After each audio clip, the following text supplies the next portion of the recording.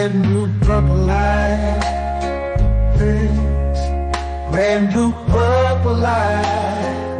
Friends, facts, red, blue, purple light. Friends, red and blue, purple light. Friends, facts, you can get to know the ledger, sacrilegious Sunday to melanin Monday. You can get to know the ledger, my love. Just open your third eye on Thursday. Lord, the food, the art, the clothes, the Vatican's getting exposed fast. We put the show on the road, you better stay on your toes. I was till the land, focused on the ego. Then I opened my heart, let go of the ego. Grand after grand, we stacking up these C notes. Facts, facts, yeah, we gon' put this shit on our backs. Facts, facts, we in your city, pull up where we at. Facts, facts, peace, love and light. Peace, love to the family. Peace, love and light to the family.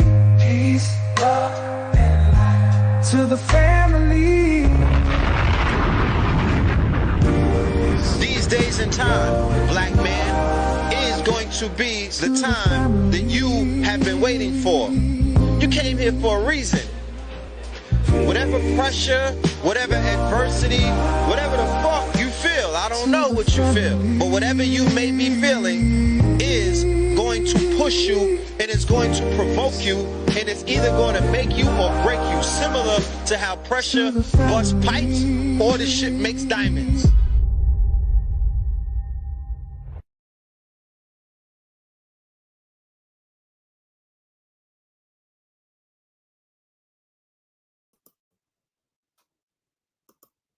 Peace to the family, peace to you and yours, peace to the family, peace to you and yours.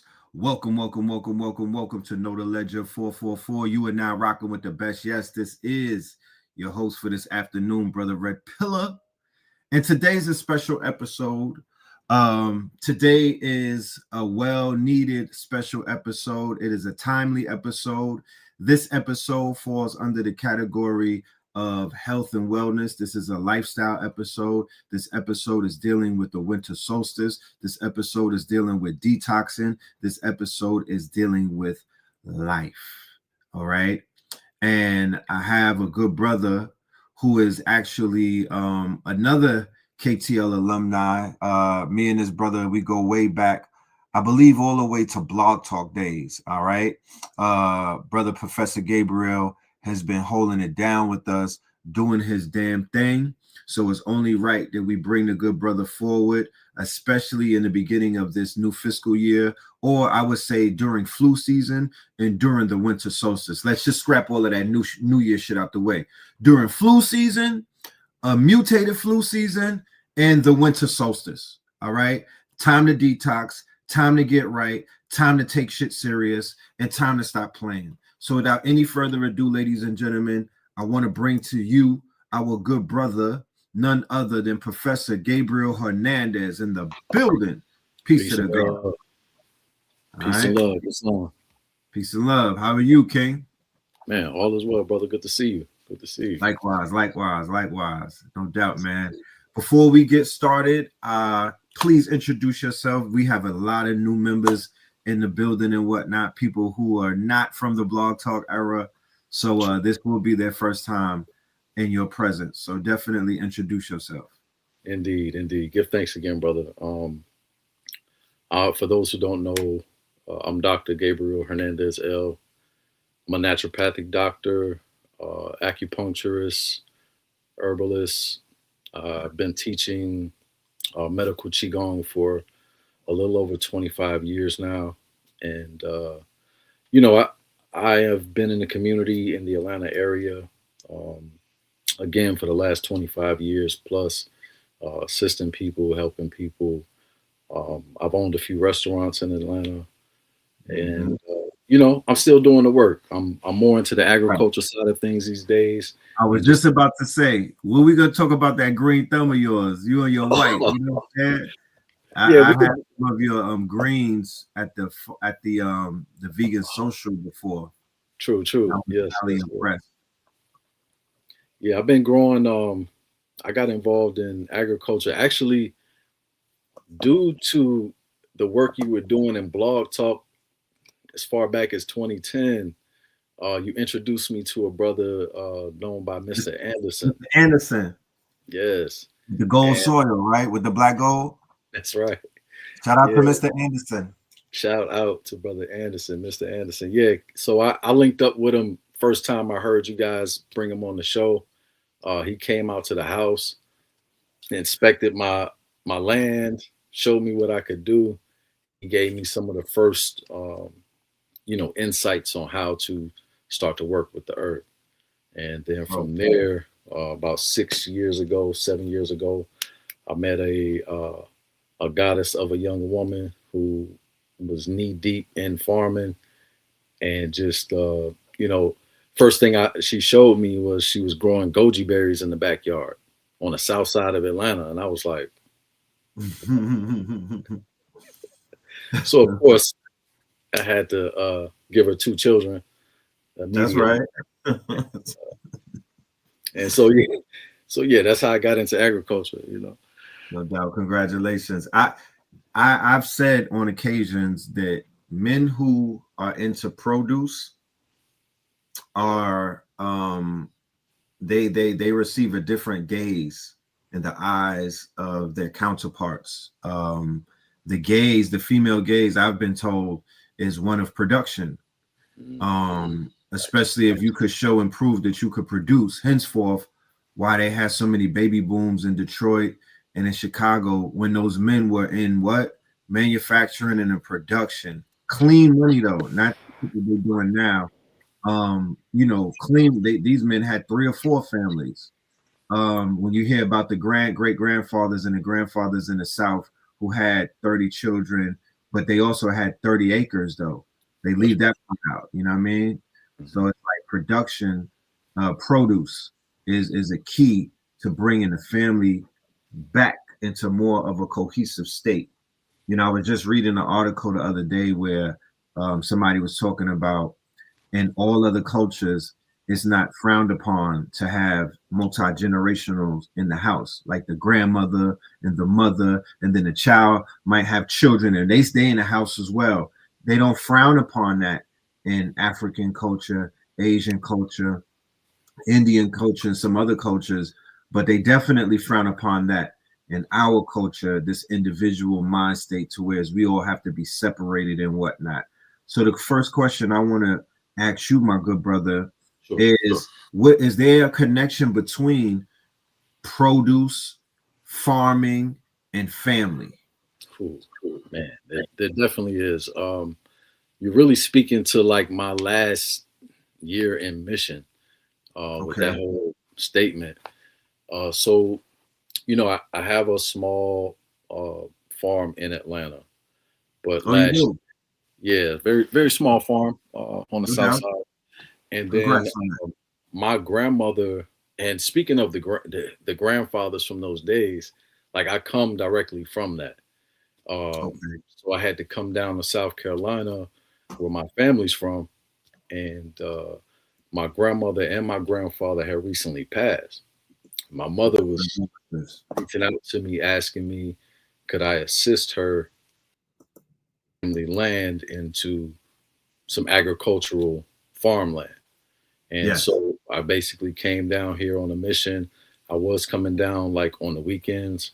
Then I came down, started spending more time, and currently just cultivating, a few acres here for the family, and building some more structures here. And so yeah, Mhm. last year was our start, but with the government shutdowns and all of those type of things, I had to wait. I literally just got my farm number on Monday. I applied last January for it, but it Oh just, man. yeah, so everything got pushed back. But now the NCRS is already ready to come out. They're coming out in March. So for those that don't know, that want to get into this, you know I don't mean to get off topic, but Nah, I literally was about to ask you about that, but go up, please enlighten us. yeah, so like, you know how I know reparations is a big topic, Yes. and the agricultural department, um, the USDA, uh, basically has, because of all of the disenfranchisement of the black farmers over the last however many years, I don't even know the exact amount of time, but because of that, they are investing hundreds of millions of dollars back into farmers, agriculture, period. Whether you're urban farmer, whether you're in the country, regardless, they're no longer putting those barriers in between the money and the farms and the farmers. As long as you Right. have your paperwork lined up. So basically, what I was explaining is, Is this a Trump thing? actually, partially, yeah. But Okay. when he came back in office, so last year when I was applying for the FSA number, for the farm number, there were Mhm. some issues with him coming back in the office. There were some things changing, but they weren't sure Right. what was happening. So They there didn't was, know what was gonna happen. Right. yeah, there was So a it's stall on freeze. everything. Yeah, everything was Right. stalled up. So that's why it took a year to get my farm number for this property here. Can And you explain to the family what a farm number is, please? so a farm number is basically what uh, identifies your land as a farm. So one of the first things you have to do is first either own or lease the land, right? Then you Okay. have to go and get the land zoned. So you go to your local county offices, the courthouse. Mhm. Different cities have it set up differently, but it's a simple phone call. They'll be able to direct you where to go. You give them the address, they'll tell you if it's agricultural or not. And if it's not, then you may or may not have a way around it, depending on what city you are in. I'll give you a quick example. So, um, the farm in Atlanta is on residential land, Right. and there's a HOA in the community, but we were still able to get a farm number on that land, on that property. Oh, congrats. That's dope. Exactly, with 3 tracts of land on it also. So like your yards become what they call fields. So for instance, we got 3 fields on that property, both side yards and the backyard. Okay. Mhm. So just to give you an idea how that sets up. But the FSA number, the farm number, is basically what gives you the ability to then go and get grants, get other types of funding for your farm, to take part in all types of free classes. I've taken, actually last year I didn't get a chance to go, but because I do all this different stuff with the USDA when they offer it, they gave me a free like a 7-day thing to go to Ghana.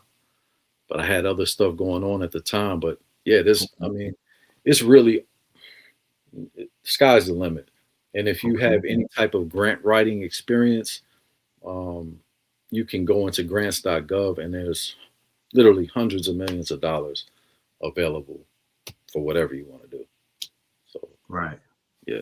But you got it's imperative that you have all of these numbers and these quote unquote certs and stuff, correct?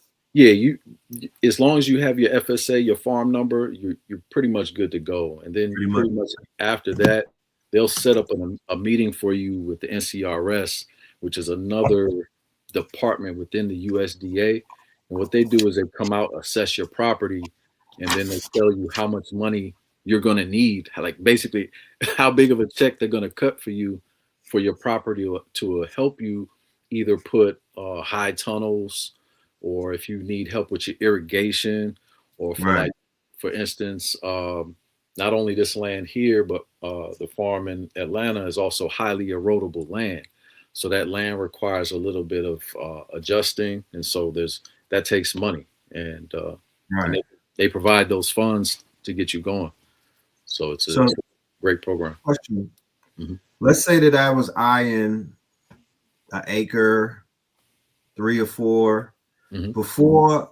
So is there a way to survey the land? Is there somebody that I could literally bring in to survey land prior to a purchase so they could tell me if it's fit for farming or not? So Sure. is that There's a few ways you can go about that, right? So a surveyor is one thing. So the surveyor can tell you like really what the land would look like. So they, you see them on the side of the road with the little optical lenses, and they're basically seeing how the level of the land, the lay of the land. Now that's important, and you do want to get that done. But if you're going to be farming, it's more important to know the zoning for the farm, right? okay? So you want to go to your zoning department, and then you want to make sure you call like your local.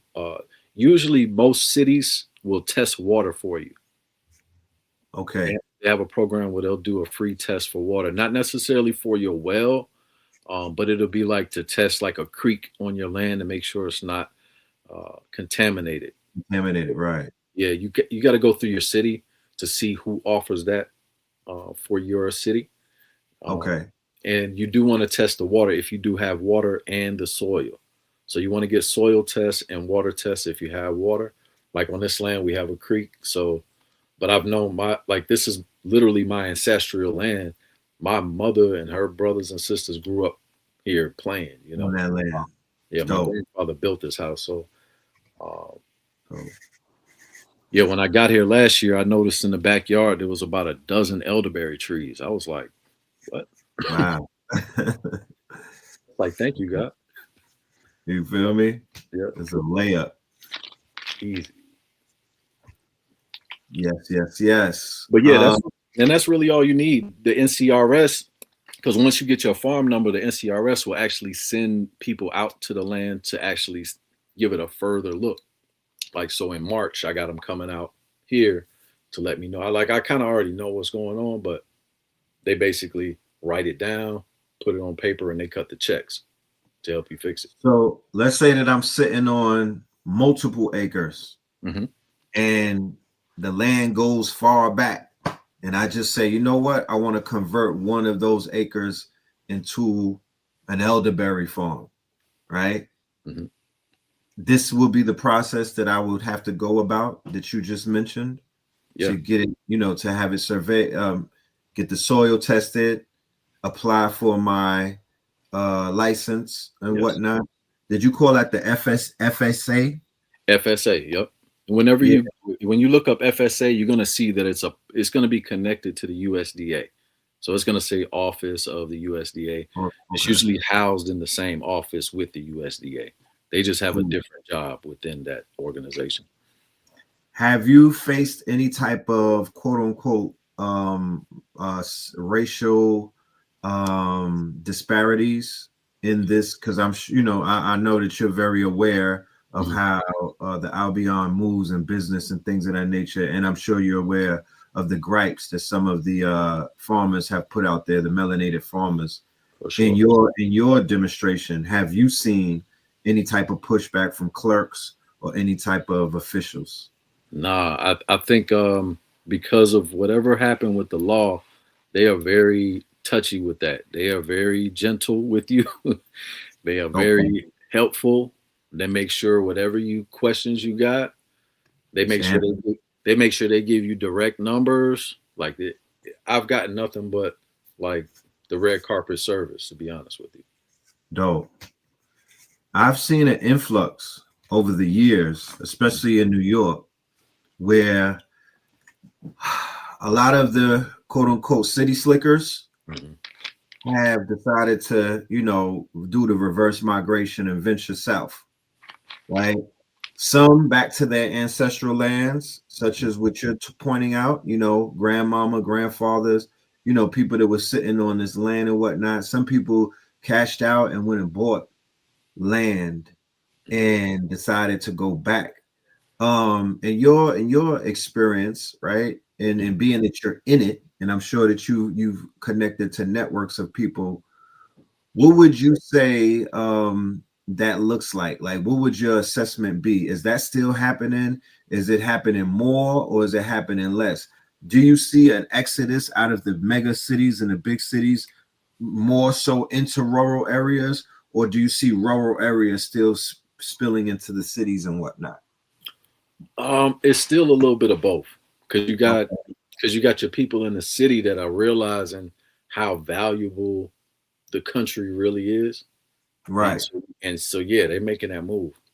But the same thing is going on here in the country. People don't want to be here no more. They're Right. like, we want to get out the country. There's too many cows and horses. We trying to get to this. They trying to get away from it. So they want to go to the city. Get in the mix. So they're like, man, you from Atlanta? They want to know everything about the city. And I'm like, right. Only thing I really miss, I'll come back and forth maybe twice a month, but is the food. I mean, to be honest, The food where? In Atlanta, we have so many options. You can, where I'm at, you better have, your kitchen game better be nice, because, Okay, you did mention, because we gonna go down a little bit of Sure. memory lane. Yeah. You did mention that it was 25 years since you touched base in the A, right? A little bit longer, but yeah, that's how long I've been serving in the A. I'll say that. What would be your assessment about the quality of the quote unquote vegan food, raw food, and the healthy food in Atlanta? Has it gotten more better for your palate? Do they over deliver now, or do you see a substantial drop in quality? I'll say over the years, a very substantial drop in quality for sure. Do you think COVID has something to do with that? I want to say it started. Yeah, it did. Actually, it did. Yeah, that's where it definitely got inundated.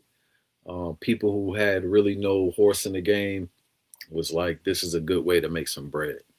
Right. This is a quick flip. A lot of people, and I'm gonna just get transparent. So, you remember Viva La Vegan, right? Yes. So that was everybody's favorite. It was, it was everybody's favorite little guilty vegan spot. It wasn't the healthiest, but the flavor was ridiculous, right? Right. The people that took over that building after them. Hold on, I'm sorry. Do you mean on Lee Street? Viva La Vegan on Lee Street? Viva La Vegan. Okay. Yeah, they had the po' boys. The po' boys was, magical. But there was somebody that took over after. And I just want to use this as an example. Right. They took some of the menu items from Viva La Vegan, some of the menu items from my restaurant, some of the menu items from Tassili's, some of the menu items from a few of the other, popular places in Atlanta. And she made this menu, didn't even change the names of the items. Right. And this was in the She went to cloning. Yeah, that's the beginning of the cloning era. It happened all across the board. I'm sorry to cut your wisdom. No, go ahead. It happened in apparel, right? Yeah. People started just taking the apparel designs. They took the exact same shit, the King Tut, put it right on their shirt. It happened in apparel. It happened in health. The Seymour shit went crazy. It happened with the Sabi cloning. It happened with the food, the vegan food. It just happened everywhere. Yeah, it was sad. And one of the things that got me is they started getting a little busy, right? So even though I seen my items on their menu, I was like, it's all good. I said, do y'all need some help in the back? Because I see y'all building up. I said, I don't mind jumping back here and helping y'all out, because these people waiting, y'all already getting like a 30-minute wait. I was like, I'll help you out. And so I got back there, helped the brother that was back there. I'm talking about Wonder Bread, white Wonder Bread. It was bad. It was bad. It was real bad. And I'll leave it at that, man. But just to give you an example of what was going on and what's been going on. Yeah, something happened. I can't necessarily put my finger on it because it was a collapse on all fronts. I'll get on this platform sometimes. It just depends on what day it is. It just depends on where I'm at mentally, and it just depends on the topic. But I'm bound to just go on a little ATL rant sometimes. Yeah. You know, and it's nothing personal. It really just stems from disbelief, and it kind of stems from, you know, shock. Like, I'm somewhat shocked. There's a level of shock and awe. How because I'm feeling the loss of potential. Yeah. You know, that's just what it is. Imagine leaving somewhere and then coming back. Like, imagine leaving a mansion and then you come back and it's a bando. Oh yeah. And then you're like, you're still inside of it. You still got to be there, but you're like, God damn, what happened? Like, because it happened fast. So it's like, you know, just the rise of the conscious dysfunction. And I believe you. We could be here for an hour. There's multiple things that I would talk about, you know. But it is what it is. Let's focus on the positive, though. Let's focus on the fact that you are here on the winter solstice and you've put a tome together, you've put a pamphlet together, you've put a book, an ebook together. Is there also a physical book as well? Yeah, I went ahead. I got a lot of requests for the physical copy, so Right. I took a day out of my time and just put that together for everybody because it was basically done. I just had to actually put it through the publishing process. Right. No doubt. No doubt. But yeah, I just wanted to give people something for free, man. I just, you know, I've written other books, but I know how important it is, and in these days and times, like although I'm aware of the whole issue with casting pearls to swine, I know Right. that that's not always the case, and sometimes people just need the information. They might not have the money to get it, but they actually will follow through. It So will apply it. Right. I just wanted to give a free gift away, man, and just, you know, show some love. And that's really what Salute. that came out of, you know. Yeah. Definitely. Salute to that. Let's get to the cellular renewal, the vitality aspects. One of the biggest things going on with men right now and women is this whole thing about fatigue, right? That was the word for 2025, black fatigue, online fatigue. You know, there was all of these fatigues and this regular fatigue. People are like, yo, I'm so tired. I'm burnt out. I'm feeling a lack. I don't know what it is, but I don't have that drive like that. You know what I mean? Yep. So it's like people were pointing to parasites, right? People were pointing to blue lights, right? People were pointing to poor soil. There were so many hypotheses that were being thrown out there. Sure. Do you have a take on the quote unquote rise in fatigue amongst the people? Yeah, we look at it something like, you know, you might hear somebody say burning a candle at both ends. Right. What a lot of people, and I'm not gonna say everybody, but what a lot of people are dealing with is that fatigue sets in, is dealing with the kidneys and the adrenal glands. And you said the kidneys and the adrenal glands, huh? Yeah, the kidneys are basically your batteries to your body. You know. Okay. I don't know, you know, and you know, we're all adults here, I hope, that's watching. But you know, so let me give you an example. So if a man, like for instance, I'm 46, right? Yes. And so accordingly, I should not ejaculate but roughly every 10, 11 days or so. Right? Wait a minute. You did say you're married, correct? Yes. Okay. So that being said, there's certain practices that all of us should be privy to. I got started dealing with the, the deer exercises, testicular kung fu, qigong in general. But more recently, I got into some of the tantric systems. Please, for the family in the building, they might be like, "Wait, what? The deer?" Can you please elaborate on? Yeah, saying deer exercise, or deer exercises for men and women are a branch within Taoist Qigong and Neigong arts that can be identified as sexual kung fu. Sexual kung fu. Sexual kung fu. Yes. Oh shit. Okay. Yeah. And so deer exercises for men would be like what you might call testicular kung fu. And so there's different breathing exercises that you do, different poses that you might hold. And basically what it does, it gives you self-mastery. And Right. best way I can put it, simply. And I'm these gonna are get back to that. Mhm. I'm gonna circle the wagon on that term, self-mastery. We're gonna get back to that, but please continue. Yeah, so the reason why I brought that up, I had a cousin of mine years ago. He was asking me similar questions, and I was telling him, about the ejaculation cycle and different things of that nature. And he, he was like, "Man, I don't believe you." So he tested it out for himself. Mm-hmm. And long story short, in one day, he released somewhere between 6 to 8 times. Mm-hmm. His whole face sunk in. He had no Mhm. energy. He needed like 3-4 days to recover. Right.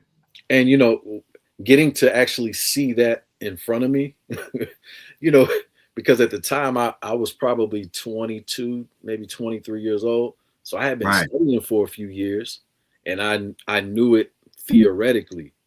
Right. But seeing a cousin of mine that was 10 years older than me test it and Well, prove it in front of me, I was just like, wow. But long what story short, Yeah. fight or flight symptoms. So we're in a lot of people are, dealing with financial issues, family issues, emotional traumas, all types of traumas, period. Right. And those traumas cause us to have various cycles that will continue to play over and over until we're able to learn from those lessons within those situations.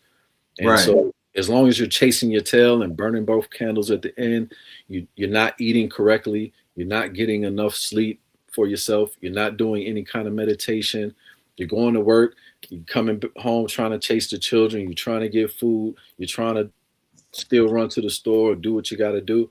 All of this plays a role as far as exhausting the adrenal glands, and the fatigue starts to set in. And then, so this is like, you ever had a tea kettle and you burned it? It had water in it, but you burnt all the water out. It turns black. Exactly. And this is basically what's happening. They're just so it's a burnout. Yeah, they're just burning this. They're burning the furnace, but there's nothing in it. There's nothing in it. And so replenish. I got it. I did the math. Mhm. I'm not the best mathematician, but according to my calculations, a man in his mid to late 40s, early 50s should be participating in the act of ejaculation, right? And I'm assuming with a partner 3 times a month. Yes. I mean, so, for optimal health. Right. It's for optimal health. Yes. Right. So intercourse would be sort of like scheduled on a cycle. I wouldn't say that per se. So within these, whether you practice in Tantra or some of the Taoist arts, the goal is not necessarily to become like sexless or anything like that. The practices actually help you. So like how Marvin Gaye used to say, as far as sexual healing. Sexual healing. So a man really, ideally, and I understand the reality, right? But ideally, ejaculation is the path that you would want to seek. And well, you did say mastery, so is that in the toolbox of mastery for men? Exactly. So a man first. I want the ladies to hear this because that's the problem with the ladies. Ejaculation, they have not been taught about that. They see that as there's body shame involved in that. There's this whole thing about I wasn't good involved in that. They look at that man crazy if you don't finish. So I want to, I don't want to assume that everybody is on the same page, that we all mastered this quote unquote lesson. This is something that is relatively new in our community. The adaptation of the Montauk Chia and like you said, the sexual kung fu, what our good brother Wayne Chandler was bringing to us.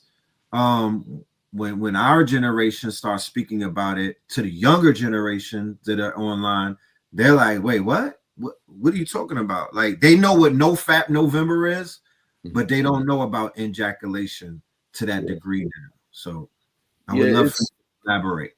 Yeah, it's pretty important, actually. So this is what separates like the men from the boys sexually. So this is where, the average man, he's just going as long as he can. Right. Whether that's 30 seconds or that's 30 minutes. He's just trying to last it out. But when you go through these various trainings, you end up learning yourself, again, self-mastery. Most men ejaculate or prematurely because they think that they're getting ready to ejaculate. But all they're doing really is feeling the woman's energy starting to swirl and build up. And that little bit of tingling, most men can't handle that. And that, boom, and they're done. But that wasn't even them. And so you first have to be able to discern her energy from yours. Okay. And then along with the breathing, that's where the breathing comes in. So you hear people talking about the Kundalini rising, or in Qigong microcosmic orbit, and you're bringing the Qi up the back of the spine. Well, that's what you're doing during what is called the big draw. So instead of ejaculating, you're doing a big draw. You're breathing the ejaculation up the back of the spine and recirculating it into the body, which those who have experienced this will be able to tell you that the feeling is like, it is enlightening. You now have got to experience a full body orgasm as a man. Right. Except you're not sleepy. You didn't lose any seed or any life force. Right. You're just ready to keep going. And in fact, however long it took you to get to that one, it's going to take you twice or three times as long to get to that feeling again, which means you can take your time and really satisfy your woman properly. And as far as add on, she was building synchronized breathing, right? Yeah.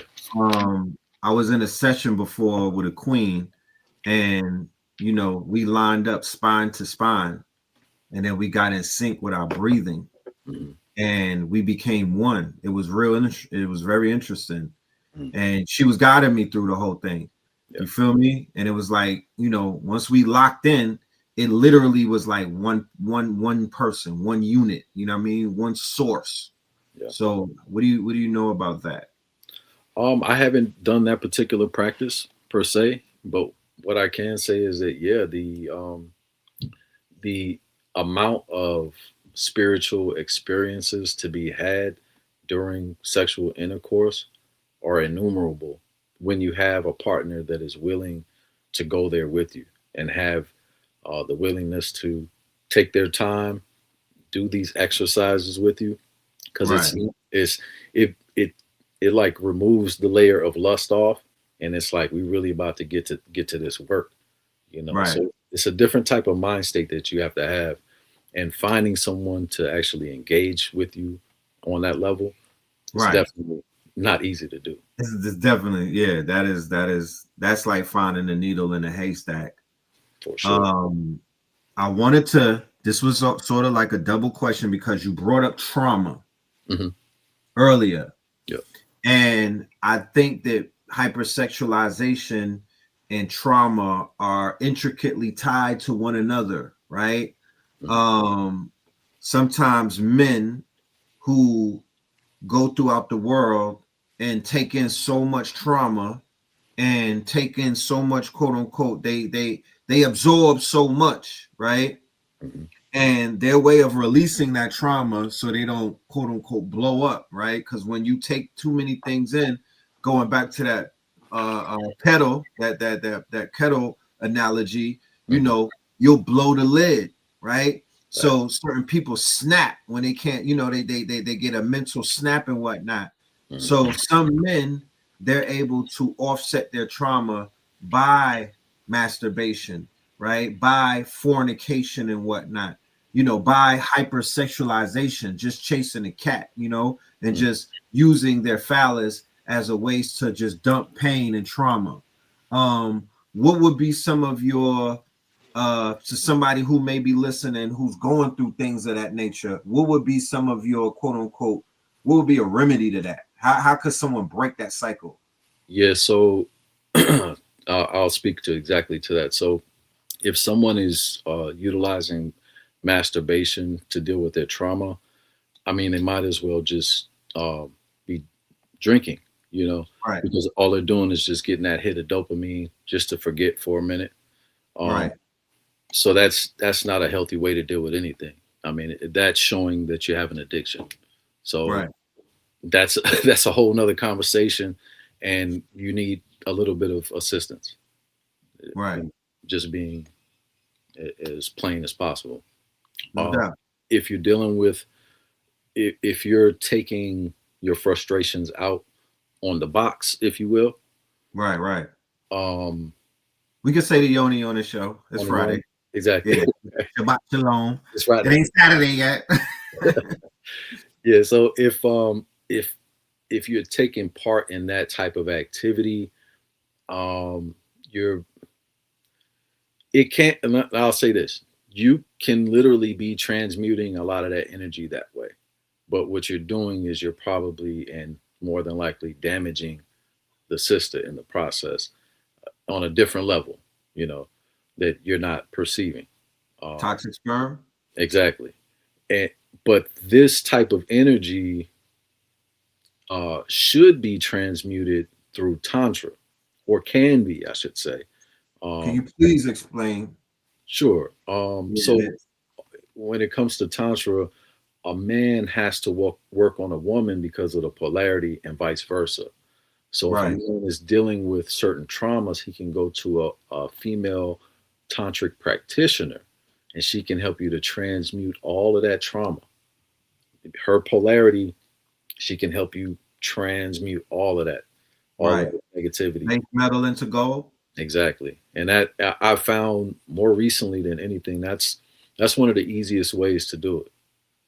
There Right, are there are other ways to do it as fast. Some people have a lot of fear, so certain things you might not want to introduce to people. But and even tantra can be a little heavy for people.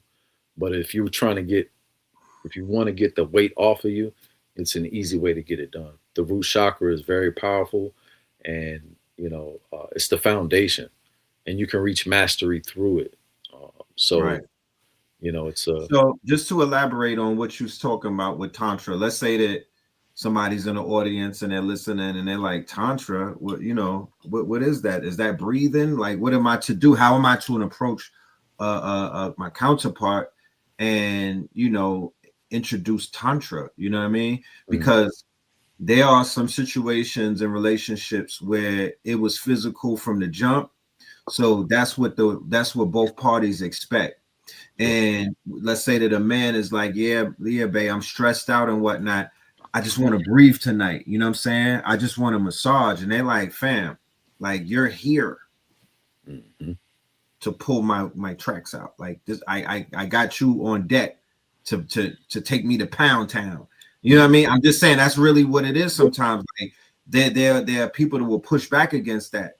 Mm, And there are men, if the sister comes home and she's stressed out and she's like, I just want to do the tantric thing for about a week and whatnot. We're not gonna do full penetration, or we're not gonna be doing all of that. We're just gonna go breathe. We're gonna do some yoga poses. We're gonna stretch. You feel me? I mm. need some Reiki. Yeah, all up. Yeah, like I don't know if everybody is mature enough to kind of like just accept that.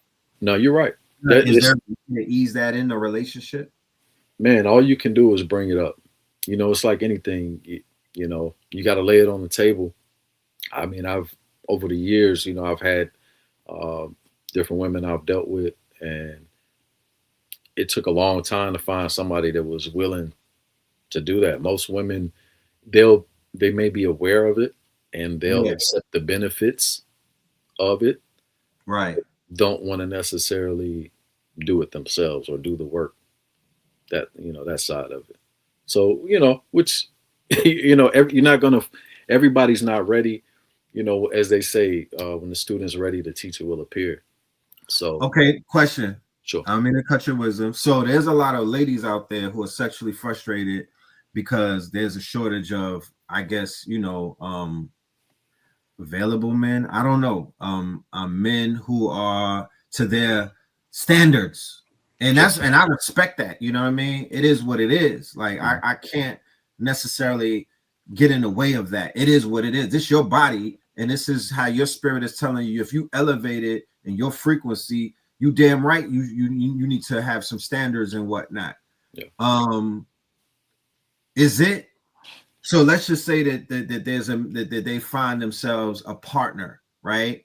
Mhm. And this partner says, I want to help you with your energy, right? I want to do energy work with you. I want to manifest with you through the tantric exercises, but I'm not trying to get in a relationship, and I'm not even trying to sleep with you. I just want to go and do the tantric exercises, similar to like if you got a trainer in the gym. Like I'm not trying to get with you, but I do want to help you lift your glutamus maximus. I do want to help you remove your stomach and stuff like that. And I'm sure that there's an attraction it forms, but is that something that is do you know? Because I don't really know about that. You know what I mean?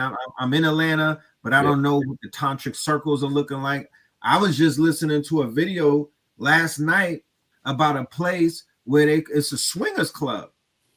So they got swingers clubs out here the size of warehouses where people go in there and they swapping parasites, they ping ponging parasites with strangers and whatnot. You could take your wife there, you could take your lady there, you could take your date there, and they're doing everything underneath the sun. So if they're running around in a warehouse doing that, could we do a warehouse for Tantra where we could start manifesting, we could start healing, and we could start breathing right? And it don't have to be quote unquote XXX rated and whatnot. Yeah. Actually, you're on to it. Technically, that's kind of how Tantra's designed. It's not necessarily for couples, although it's great for couples. I mean, Right. the best thing for a couple, in fact. However, you don't have to be with the person you're working with. Obviously, as a practitioner of it, you literally are an energy healer helping the opposite sex deal with their traumas.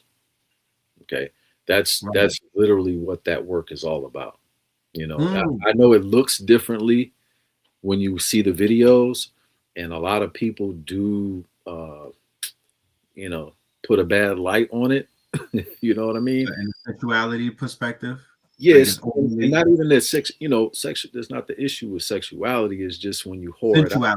Yeah, when you try to whore it out and you like, for instance, what was going on in Atlanta, and I ain't gonna say the whole thing, but some of the stuff I've heard over the years, or some of the guys who have been trained, now they're out here doing what they call yoni massages or G-spot activations. But those, like, so like, for instance, the idea of a yoni massage in Tantra is like so basic, right? That it's like day one, and then that's not really what we deal with anymore. Everything really gets into the energy and how to move the energy and how to identify where the trauma is sitting in the body so that you can assist it, in raising that vibration and helping it move out. So, it just gets weird. It gets into a weird marketing space And Okay. yeah, it's sort of like, and the thing about Atlanta, and I really don't mean to bring up Atlanta like that. Like Atlanta's a punching bag. I love y'all, Atlanta.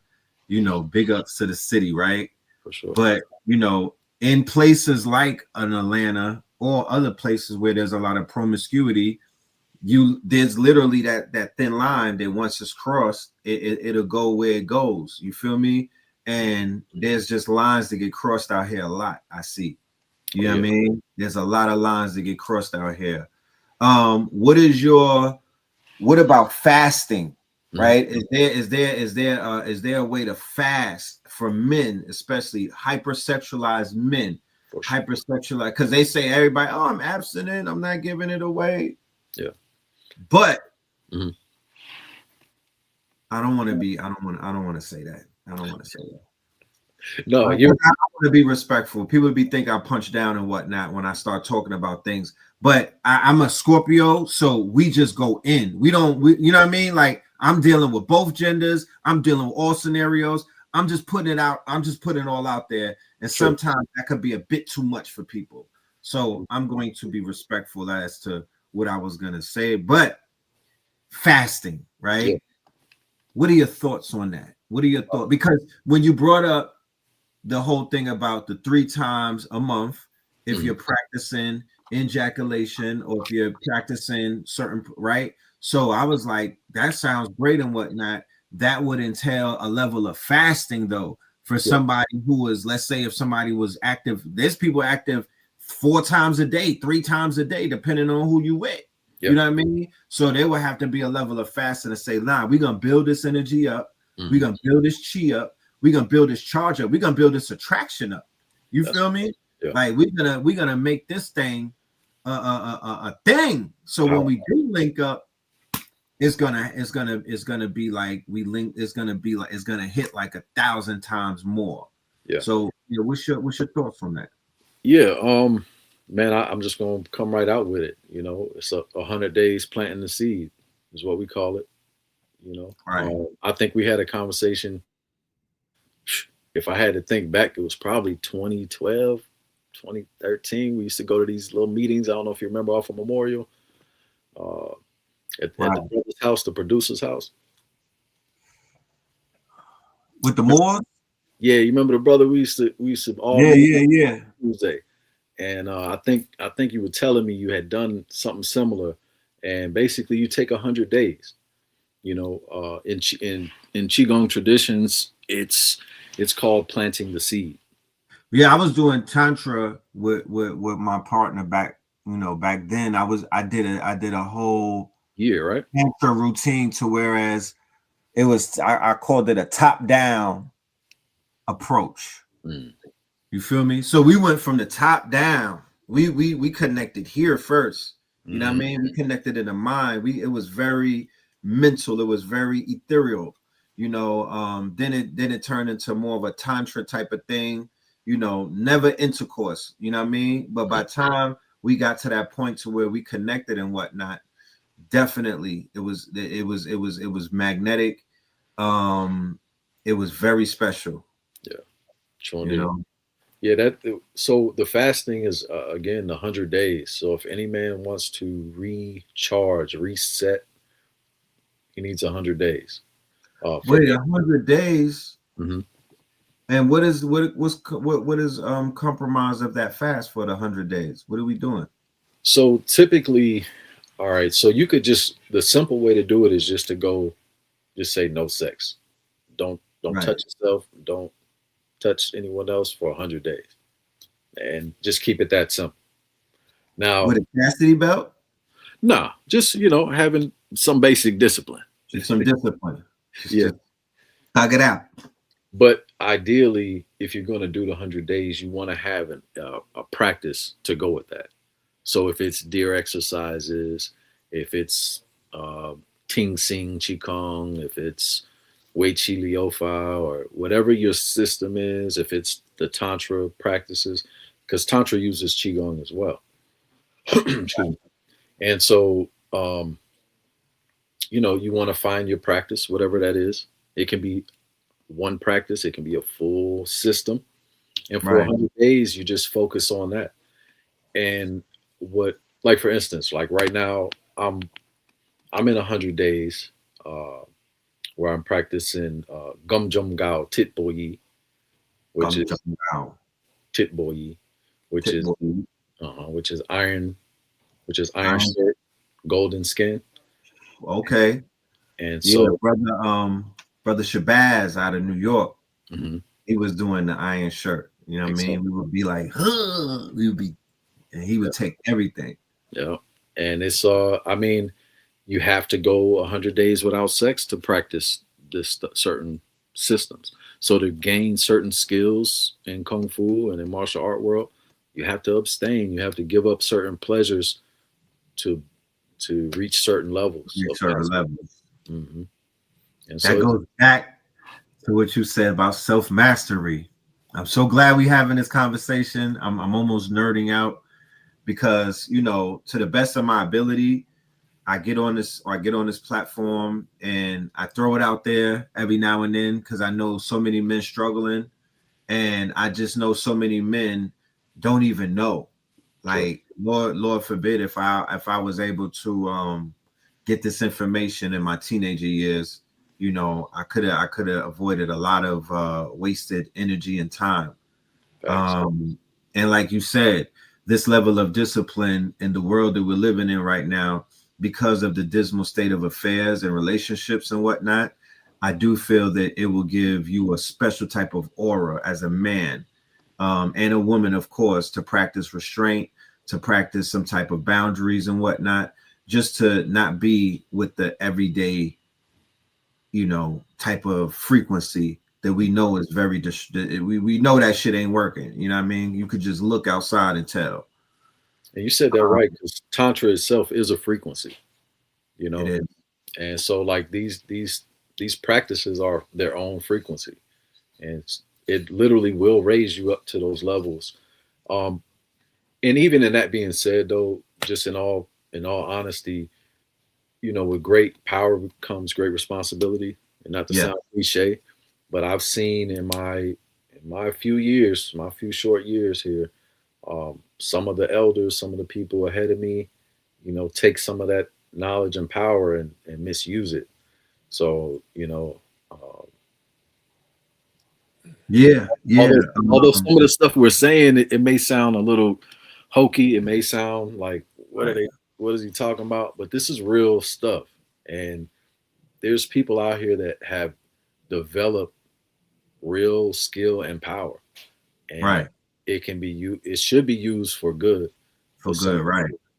people, flip to the dark side, and that happens Yes. as well. Yes. Yes. It does happen. It does happen.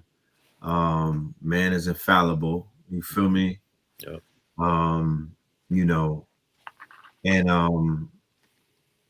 yeah, I really would encourage anyone listening to this, especially during the winter time, Oh, when especially. when you're not getting your vitamin D and your iron and your zinc and things of that nature. I don't police no one in their sexual activities or their behaviors and whatnot. I just don't. You know what I mean? I'll throw around a bunch of I'll try to bring shame back sometimes out of love. You know what I mean? Because goddamn it, it just gets to a point sometimes where you just have to be a little bit raw and just speak your truth to some of the dysfunction that goes on. Yeah. However, I want people to be happy, and I want people to heal, because I know a healed person is a very dangerous person.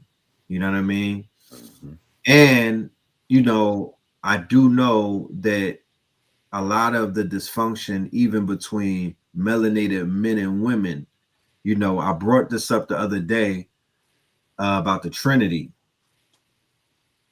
Mm. And there's this war going on between black men and black women, and it's all online, and you got all of these talking heads. They got like Chitlin Circus road shows that go state to state, filling up stadiums and shit, rooms with men and women getting up there, but I don't see no children up there. Mm. So my thing about the Trinity is, y'all always talk about men and women, but y'all leave out the child, and the child is not being brought up as to why the fuck the man and the woman is at war. Why y'all don't bring the child up? Because in my situation, what I've seen, when a child comes, that's when the relationships are compromised. That's when the man start acting funny and whatnot. I can't tell you how many times when I lived in Harlem and whatnot, and I'll be out there standing behind the table and whatnot, right? And I just see mad newborn mothers with no man, or they're with a woman who's assumed the role of the man. And in my mind, I'm like, how the hell does this happen? Like, is the man dodging the day after the damn child is born? Is he out before the child? So it's like there's a situation going on where people are falling out when this third party is introduced, right? Because you hear the men saying, damn, I was the man before that. Now I'm second, you know what I mean? Now, shit, I ain't even a man. I don't get this. She not cooking for me. She not doing what she used to do. I don't get the attention, so I'm going to go get it from this person. You know what I mean? Then you got the ladies, and they like, oh, it's too much. I got to work. I got to take care of these children. Or you do it. That. So it's like the child is not being mentioned in this war of the genders, because you don't see too many people online saying, yeah, I was just running around knocking things down and I don't like women no more. Nah, they're not. They're talking from trauma. Usually this dude is on child support. He can't see his kids. There's always some traumatic situation, either the mother issues or something dealing with his child. And I'm watching. Sometimes I'm hearing certain people, and I'm like, yo, where's the child at? The two people, why don't y'all have the child at these shows when y'all up here with y'all lingerie on talking about what men are not doing? Where's your child at? Let them talk. Because that tends to be the issue. So my question to you would be is, what would you say to the people who are at war and having these gender wars and whatnot? Like, what would you say to them to deal with their form of healing? Wow. I mean, that's heavy and pregnant, right? So, man, the gender wars really, I'll be honest with you, to me, they don't really exist. We have, like you said, a traumatized group of men and a traumatized group of women, right? Who have not dealt with their traumas, right? Who have not looked in the mirror and dealt with those things and have really resolved the issues, whether it's from their childhood, whether it's from relationships, whether they have mental illness. And that's the other thing, because a lot of people have mental illness and do not realize it. And they're out functioning with the rest of us. And they, can look and act like most of us. And then you find out later, Have they normalized mental illness to a degree? Yeah, I think our culture, which I'm glad has become more aware of it, but we have to do a little more work in that regard, because, for instance, we have a lot of, let's say, police who have mental issues that stuff is not being addressed. We look at some of the statistics, we talk about, what they say, they're the number one abuser of their spouses, and also, how should I say it online, unaliving of their spouses as well. Yes. Yes. So obviously, not only is their job extremely traumatic and stressful, and that's not being dealt with, but these people are obviously not being assessed properly as they come in, which is, off this topic, but just as an example of what's going on in society regarding trauma and mental illness. So when you're dealing with the men and women, first of all, we don't, like you mentioned it early, we don't have that same foundation. We don't have the same principles and morals that we once had. We don't have, typically, grandma ain't in the house no more. We don't have grandma, the mama, the daddy, the children, the council. We don't. Those three generations don't. Right, that was council. The aunties form Voltron and grandma that's council. They tear you up. Yeah, so that's important, and that's something I got to, I got to see that, like in my house, you know, Yeah. in my family. I got to see both sides of the fence in my family, though. You know, so being able to see all of those full dynamics, it shows you like we need that.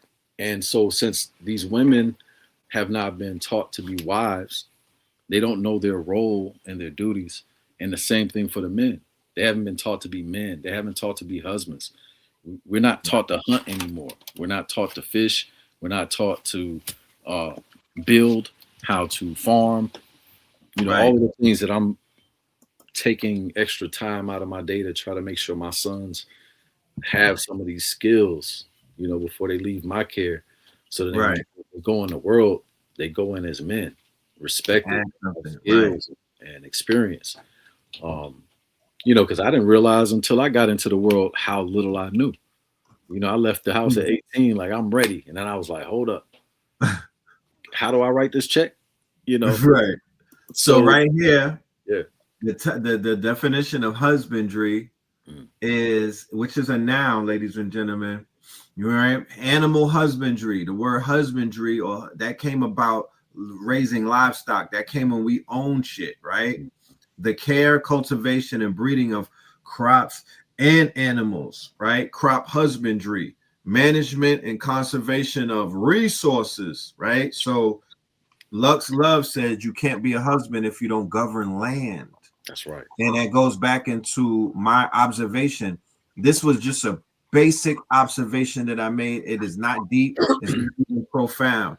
The observation was we were functioning in the deep South, in our before these exoduses into the big cities. We were functioning more as a family unit, and Gogo, or the grandmother, was able to procreate at the rate that she did because the father, who was there, right?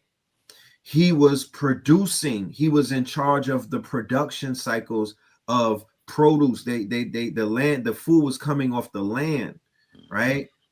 If you know, the majority of the food was basically being sourced from the land. So if the woman got pregnant, if she was with child and whatnot, they would not, you know, she had that counsel with the aunts and the grandmothers and whatnot. They would not tell her to terminate the child because there was a cohesive family unit, and there was provisions and whatnot, so you can feed the child. Facts. Right. So then you have children raising a child. You have the village there, or in close proximity. The father's producing, he's providing and whatnot. Yeah. That's and that's how it's supposed to look, brother. Yeah. You can't say it more perfect than that. And when you look at these other cultures, like you mentioned, they still do that. It's not even, they don't do it any other way. My Jamaican friends, my Trini friends, my African friends, they all practice that. Right. Mine too, coming up in Flatbush. Yep. Right. I was in Flatbush and I went to Miami for about 2 years, right? And I stayed with the Cubans. And although we do have our hangups with the way Cubans are portrayed as, you know, super racist, in this building, I was with the hood Cubans, and they were not racist at all, to the point where I even had my moms come and stay with me, just so I just was like, Mom, you got to come down here and just experience what I'm experiencing. Indeed. And like, I could come in that building, and they used to have their doors open. This is an apartment building, like 5 stories, but just multiple doors would be open, and they'll be eating dinner, and they'll be like, come in. And I'm like, do these people know I'm a nigga from Brooklyn? Like, what are they inviting? Like, you know what I mean? In my mind, I'm like, fam, y'all are a little too inviting. Yeah. You know what I'm saying? Respectfully. But I'm coming in. I'm going to come. I don't eat the pork. No, give me that yellow rice. And, you know, language barrier, they spoke English, but they would get into their native tongue and everything. Yeah. But it just felt different. The grandmama in the apartment, the aunties, the daughter, she had a child, she's there with the child, and then the father of the child might be over there eating with us and whatnot. But it was just very, you know, structured in a sense. Then of course you go back. I go to Flatbush. I'm in the, that's like the little Caribbean right there, Trinidadian, Panamanian, Jamaican, Haitian. Now the Africans are there, and it's just like Harlem. Okay, then after that, I'm in Harlem. Yeah. So I go back to Harlem recently. I go back to New York for that matter, and all of the quote unquote the majority of the people from Harlem are no longer there. A lot of people died. A lot of people made transition, and a lot of people got pushed out. Who took over Harlem? Who took over Manhattan? Who basically took over New York? Everybody that's living the old school way. Everybody else is gone because they cannot cope with this individual fake ass chasing a European and whatnot, trying to live like them. No, the Africans that's shacked up, they chilling. The ones that's creating their own economics. Right, the ones that are creating their own economics. So they took over the delivery business and the rideshare business, right? So they do all of the food deliveries. I'm talking about they got legions of scooters and bikes. Even when the migrants came, the Venezuelans and everything, they locked down and took over the rideshare, all of that type of stuff. I say all of that to say that there's a formula, ladies and gentlemen. I don't know how to even get back to that formula, because they have literally programmed our people to feel like that shit is a failure and it's whack. I know women that be like, I would never let my mother in the house with me. I'm like, the only way you can do it, you got to start at home, brother. I'm like, God damn, who the fuck? Like, I don't, that type of energy is like, it's like, I don't want to be nowhere around nobody like that. I don't want to associate. I don't want to affiliate. I don't even want to try to help nobody who's vibing like that. Like that's an automatic L for me. You can't win like that. So people moving like that, they're never gonna win. You're not gonna win in this world. You might win the sweepstakes when this shit turns into Hunger Games or something. Look, and I'm gonna tell you, that whole Hunger Games scenario is crazy because, when the whole pandemic went down, the wildest part of it was that from where I was, like I didn't even have to two-step. I didn't have to worry about going to the store to try to figure out what I was going to get from the grocery store, because I only had to go in the backyard. Right. I was homeschooling, so it didn't affect the family.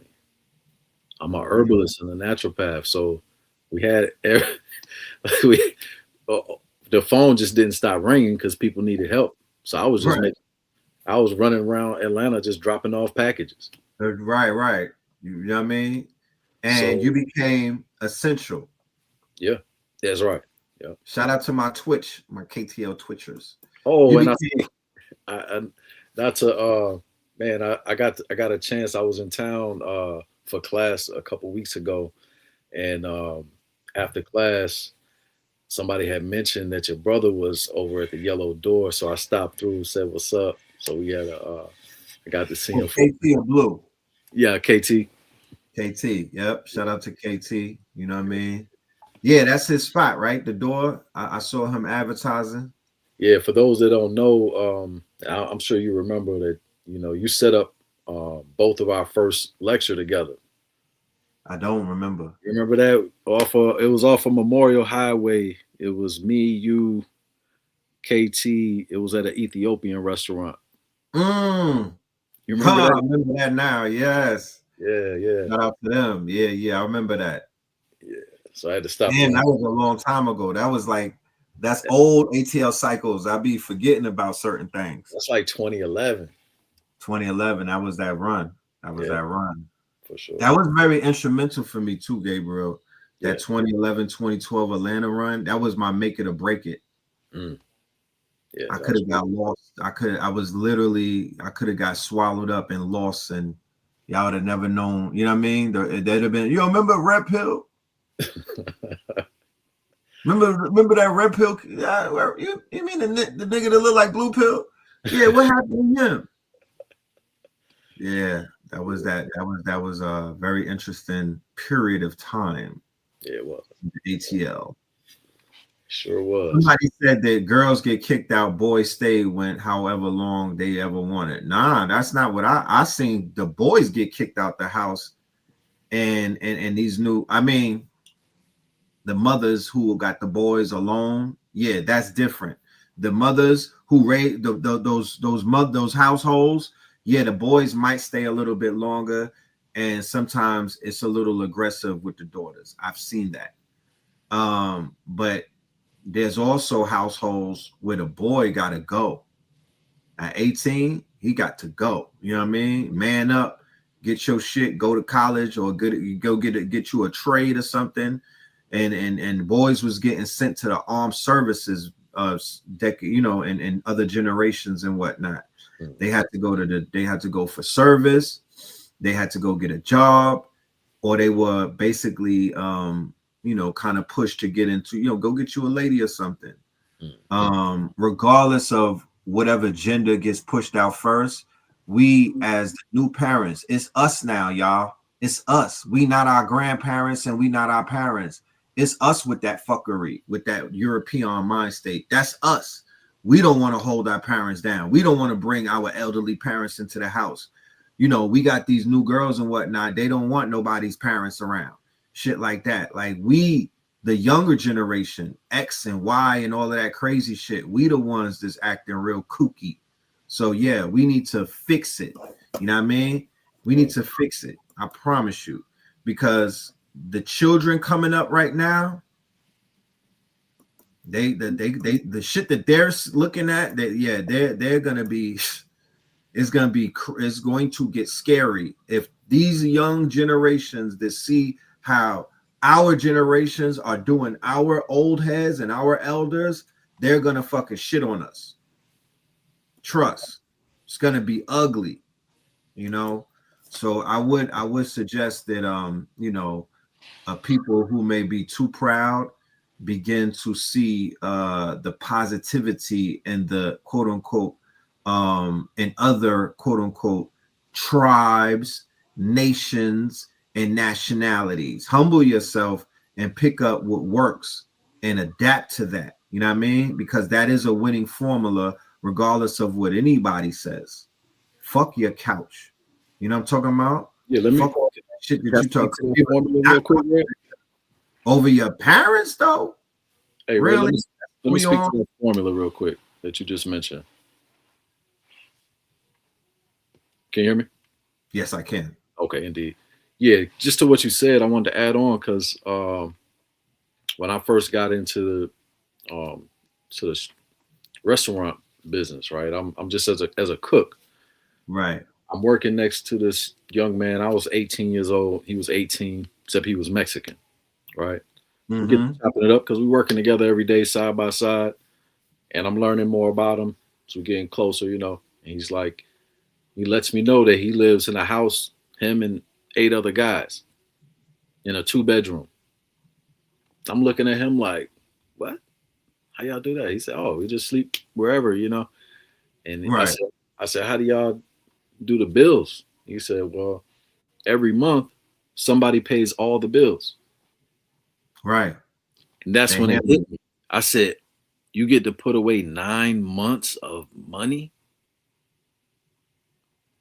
You pay, everybody pays one time, and then I was like, wow. I said, okay, that's why. Right. I mean, that alone, that mentality of working together, people, it sounds so cliche, I always hear people talk unify and this, that, and the third, but when you see it in action and you see how it actually works, it's like, oh, if you don't work together, it's not going to work. I mean, you can do it yourself. Don't get me wrong. It's just going to take longer. That's all. But yeah, if we want to get something done community wise, and like you said, if you want to address these family units and how to get out of this issue where these gender wars, we got to start first of all, and there has to be a different narrative. So like what you're doing here, creating this new idea around it, not, hey, how do we fix this? What's the solution? Because a lot of those conversations, and I've heard some of them, because somebody kind of hit me to more recently that there's some kind of gender war going on. I kind of took a quick look, and from my assessment, I don't really see a gender war. I really see two confused groups of Americanized so-called Right. black folks Indigenous folks. Right. who are just a little lost, who really don't understand their own traumas or each other's traumas. And Right. these conversations that they're having, though, are key. Some of them hurt, some of them, are hard to have. But until everybody hears each other's side, and until we have, some wise counsel around the conversation, adding wisdom in to kind of guide the conversation, then it's just going to continue to be a back and forth with no direction. But with what you're doing, All right, this is key. Go ahead. Let's throw a solution out there, right? Mhm. Because we want to factor in that it is 2025, right? So let's up the ante up a little bit, and let's change clothes, and let's say for our melanated indigenous brothers and sisters and whatnot, what about a barnarium, right? What about the concept of purchasing a barnarium? And a barnarium basically is, a central location, like a house, but on this land, right? Let's say an acre, okay? Let's say an acre. Think Boozy Estates, right? Like Little Boozy, he has the Boozy Estates. Think Boozy Estates, right? He bought the land, raw land, and built all type of real estate on top of it. So his children have houses. The mother of his children, I think he said, might have a house all the way down past the lake, right? And what that does is that brings the unit together. We got these big family units and whatnot, but everybody's scattered out. They're paying mortgage over there. They're paying rent in this big city. They're getting fleeced in New York. They over there about to lose the house because they couldn't pay the taxes on this house. Then you got the family land, and that been lacking and whatnot. So it's like, why not just come all together? You don't got to live on top of each other. You build the barnariums and whatnot. You drop the my barnarium is going to be the first initial house, might even be one of those container homes. Like you combine the container homes and jazz that bitch up, and then start building the other big boy houses on the land. So then I tell my daughter, you there, your house go right there. You know what I mean? You're good. We eat at the dinner table. You understand? We don't eat in our rooms at night. We eat at the dinner table. We have a weekly family meeting. You feel me? No phones, none of that distraction stuff. Y'all got your own house. Be fruitful and multiply. You feel me? Mm-hmm. And like you said, the bills will be handled. We will select who pays the bills, who will handle the majority of the bills, maybe on a monthly basis, and it might rotate. You know what I mean? It may rotate, or just based off of how the businesses are set up.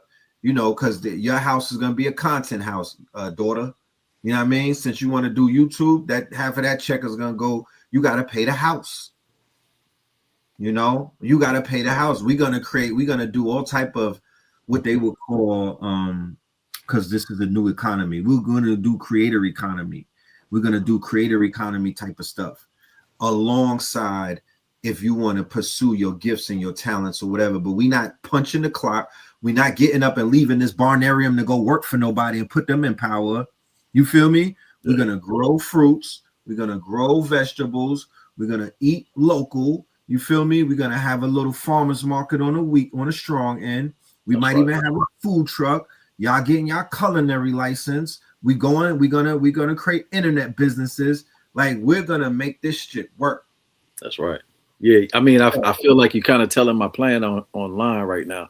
I'm in to blow you up. Now, because certain keys I keep to myself, just because as you're building, sometimes you don't want to let all the cats out the bag, so to speak. But I'm building a barndominium right on this land that I'm You're on. a legend. So behind the main house, that's what I'm building right now. That's the makes move. my heart smile. bro. Spin City, my brother Spin City, he's sitting on acres and whatnot in Atlanta. You know what I mean? I'm so proud of him. I'm happy that he's even experiencing what that even looks like, feels like, and what it and just to be the being of it, right? Sometimes they say Let me stop speak you for one things. second. Yes. I don't want to cut your wisdom, but I just want to speak to what you said because it's so powerful. Because you said, speak to the solution. And although I'm in the process of doing that right here, maybe 3, 4 houses down, properties down to my left, some more of my family.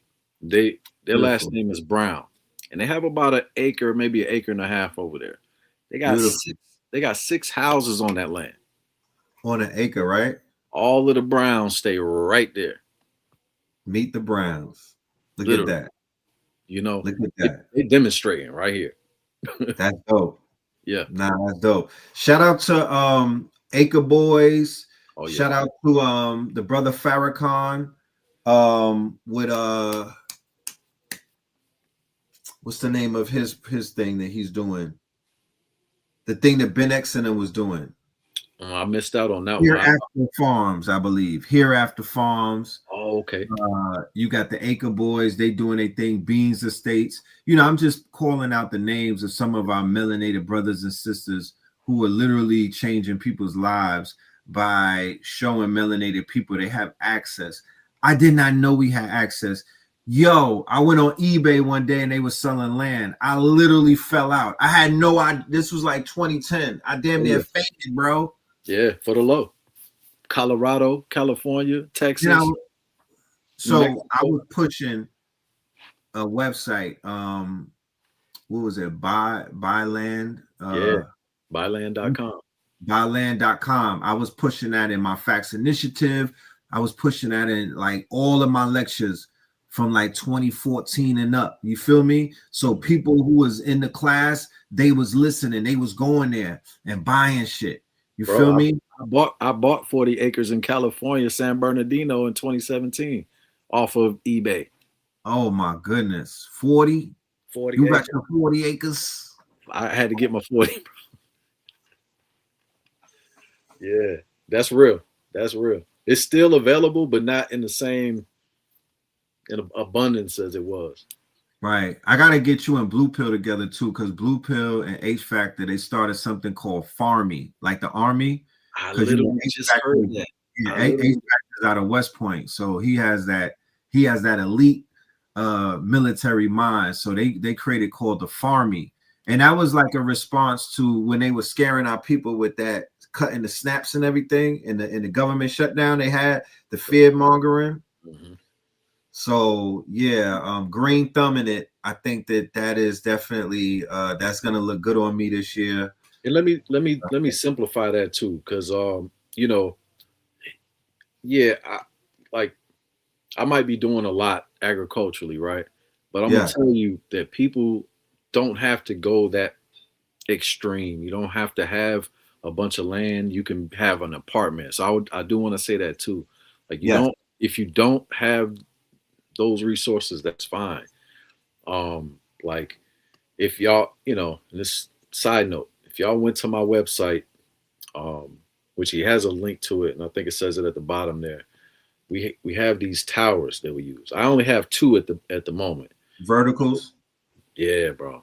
I mean, you don't even need, like, you don't have to buy it cash. You can get it with no credit. You can pay $50 a month on it for a year and it's yours. But you basically, it takes up a corner, right? 3 by 3 feet, right? Yeah. And you can get the basic joint has 20 slots. Right. You can expand it to 40 and have 40 plants growing. Meaning you can have a full variety of fresh greens and different vegetables and even fruits.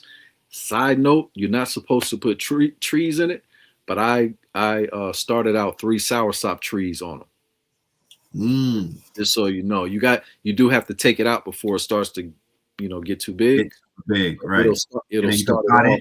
It'll start it and get you growing. And then you just pot it. Yeah, for sure. Yep. And you can grow medicinal cannabis. Hey, Side note. the hemp too, the Hempington.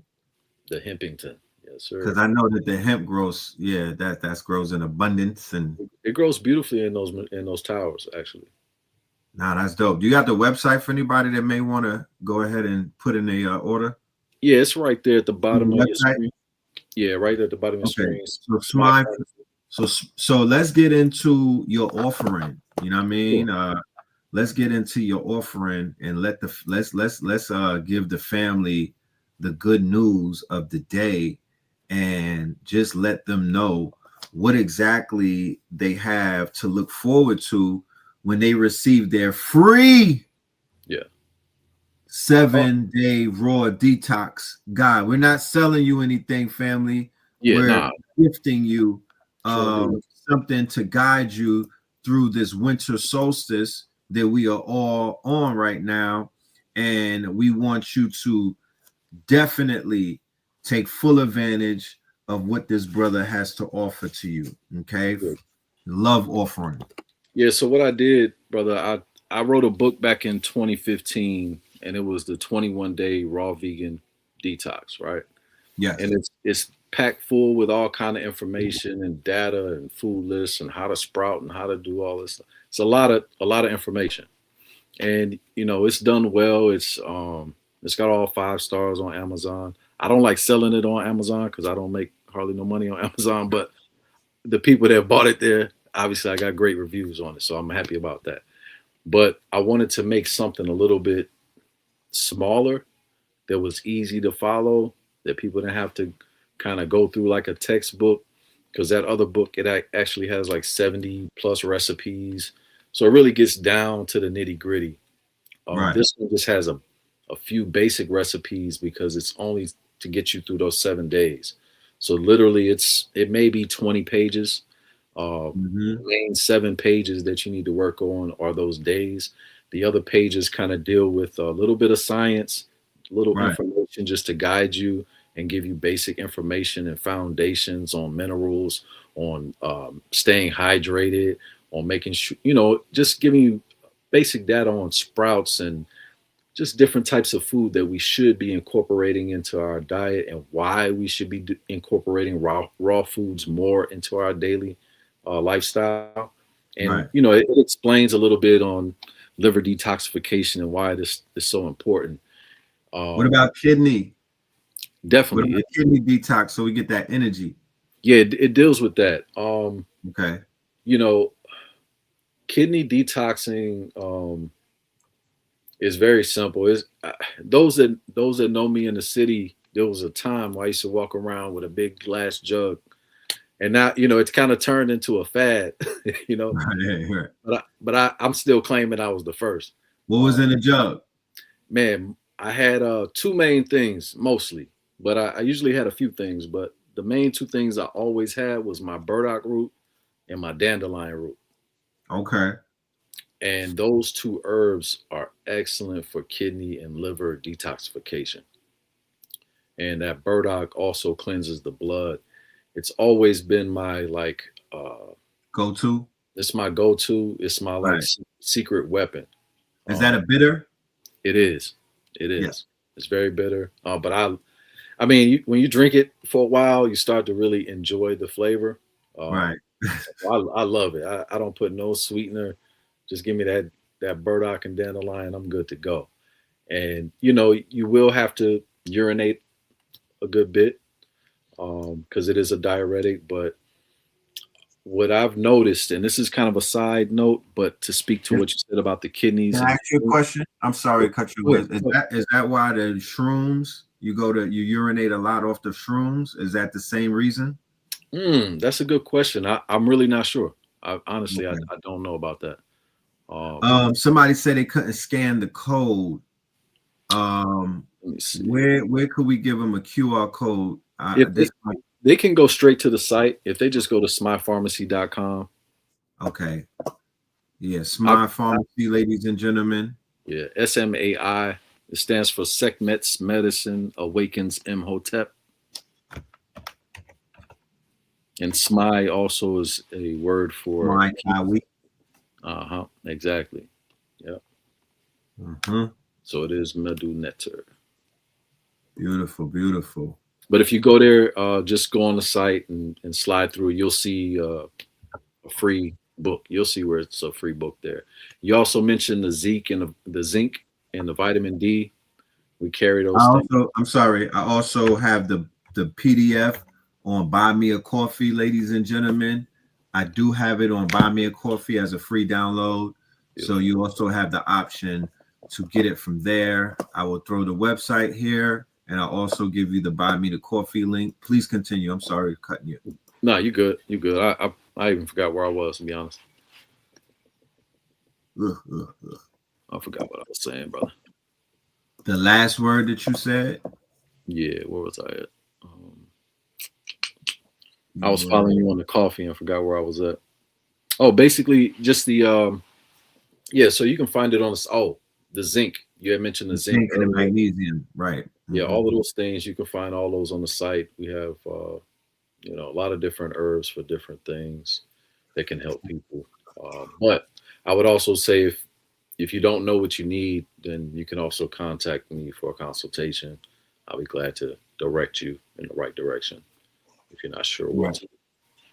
Even when it comes to the whole farming thing as well, you do consultations on that? Yeah, actually, we do have farm consultations on the site. So if you're interested in that, if you go through everything on there as far as the products, you'll see that. You'll also see for women who might be trying to conceive or maybe pregnant and needing a doula. We have those services available as well.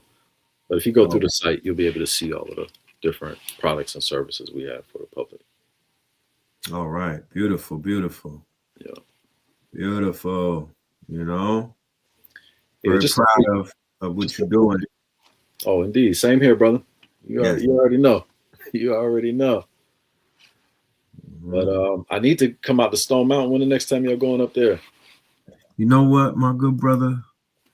I literally wanted to go yesterday, man, because I got people in town that never been up there. So I did wanted to do the 111.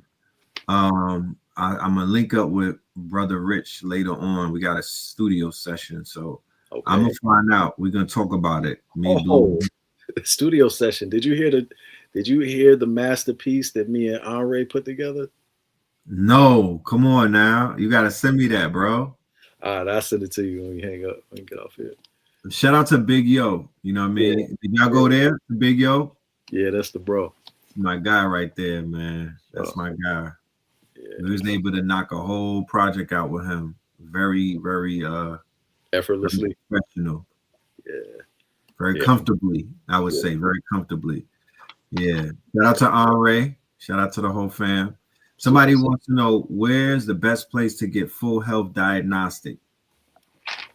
If you go to the site and just hit on the consultation, we actually do full diagnostics. So I actually have a full telehealth program. So not only will we do a full consultation, full body scans, but if you need your blood work, any kind of panels you need, we can order all your panels.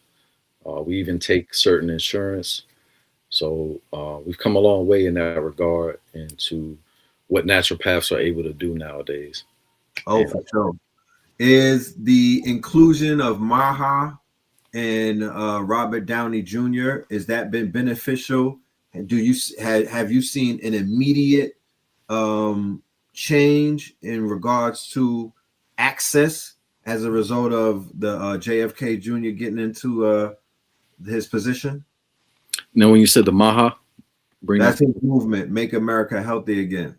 Oh man, to be honest, I haven't really seen a big influx from that personally. More, I mean, what I deal with mostly is people come to me from word of mouth.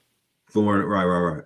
So if other people that I've helped in the past, they'll just pass my information. Right, the best form of promotion there still is. Yeah, so that's mostly what I get because I'm involved in a lot of other things, so I don't do a whole lot of marketing. We do have a office in Dallas that we opened a couple years back, and that office is thriving. So, we have a lot of clients in Dallas, But because I've been going back and forth and dealing with the agriculture, I haven't been doing marketing. But anytime somebody calls me, I'm always available for Dope, dope, dope. them. Yeah. You know Sister Nia, in West End, Julius Yeah. White. Sure. Right, right. Because I know that they have the bloodless blood test. Oh yeah. So we do that as well. But some people want to see both. Yeah, Uh, yeah, yeah, yeah. One of the main differences is that when you do a dry blood, it's like a snapshot, you know. Right, Um, right, so so like when people take their blood sugar, it's also like a snapshot. So at right. that particular moment, the blood sugar may be a little high, right? That moment At versus that where you moment. are later on.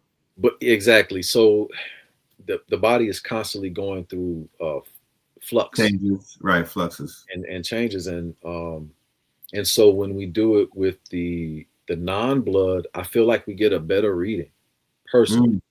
Mm, okay. But people in general want to see it, you Right, know. right, right, So right. I think that does something for the The mind of the cycle. client Yeah, as well. yeah, yeah. They want to see the sample. Yeah. So I mean, it costs a little bit more, but at least we getting down to it, and we don't have to question anything. What we found too is with a lot of these diagnostic tools, the newest ones that are using radionics and some of the same information and technology that you find in lie detector tests for the biofeedback, Mm-hmm. this stuff is coming out 90+% accurate. And a lot of times coming out more accurate than the actual blood work, which is Right. interesting. So I've been finding that really interesting. Did I hear Yeah, you say, I was blown away when I saw the technology. were you talking about some radionics the other day? Yes, the good brother Sharif Bey, Yeah, he's introduced these concepts, and I went and did my deep dive, and I was blown away.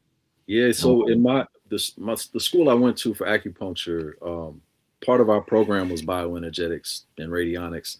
So I've been playing with that stuff since the '90s, and so to hear you guys speaking about it the other day, Mhm. I got excited. I was like, man, I said people finally catching on. So that's Yep. good to hear you guys speaking on it because you guys have a lot of It's influence, time.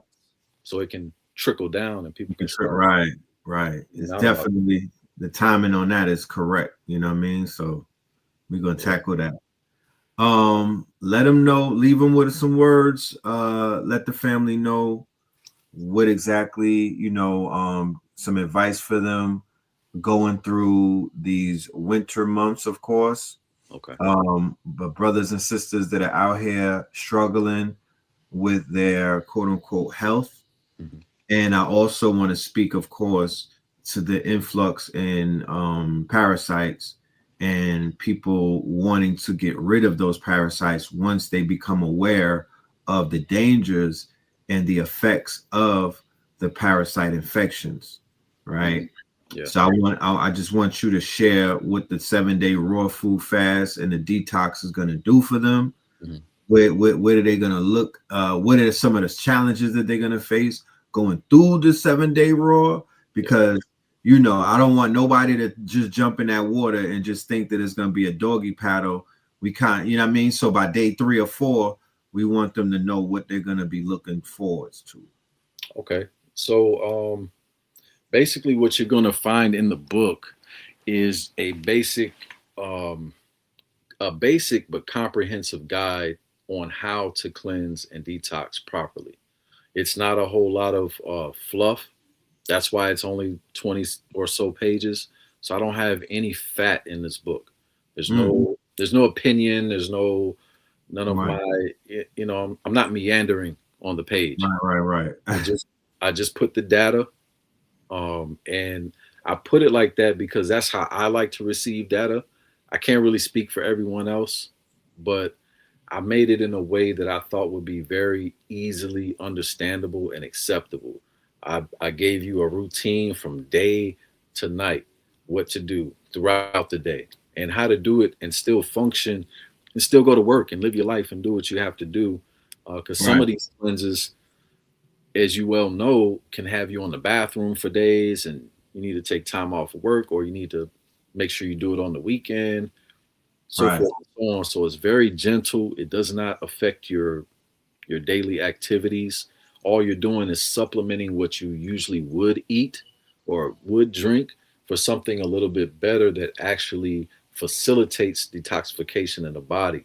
So it's going to activate basically phase 1 and phase 2 of detoxification within the liver, and then help you to eliminate all of the toxins that are being removed out of the body by flushing your body with good hydration, a lot of minerals, antioxidants, and things that allow the liver to do what it's going to do. Um, and so, really, at the end of the day, that's what it's for. As far as this winter, people should definitely, as we spoke of earlier, be very mindful, especially men, be very mindful of the amount of semen that you allow to leave your body, especially if you're not trying to make a baby, or you're not uh, having sexual intercourse with your significant other. Wasting that seed is wasting your life force. The easiest way you can put it. Mm-hmm. And if you're having issues with that, there are people that you can speak to about that. If you need a consultation, you can, reach out to me. I do help a lot of men in that department, and I found that even though the numbers and the statistics say that 50% of men in the U.S. are dealing with some sort of ED or PE, which is erectile dysfunction or premature ejaculation, it's actually probably closer to 70%, from my estimates, based on what I saw in my personal brick and mortar herb shop. I did, I had men in their 20s trying to figure out how to keep it up. And for me, I couldn't believe what I was hearing. What role does polyester play in that, in your humble opinion? What role does polyester play in ED? Wow, that's a deep question, brother. So in Tantra, polyester is like it's like this, you can't, the energy can't move. Right, it's stuck. Yeah, it blocks the frequency, it blocks the energy. So I would definitely say the best of your abilities, try to use natural fibers. Right. That's the best thing I could say for that. Linen for sure. That's number one. Linen, cashmere, bamboo, whatever you can get that's a natural fiber, right, is going to be your friend. Go to. Yes. Anything synthetic, I know sometimes fashion is fashion. It is what it is. But if you're looking to maintain a certain frequency, then you kind of want to stay in those natural fibers.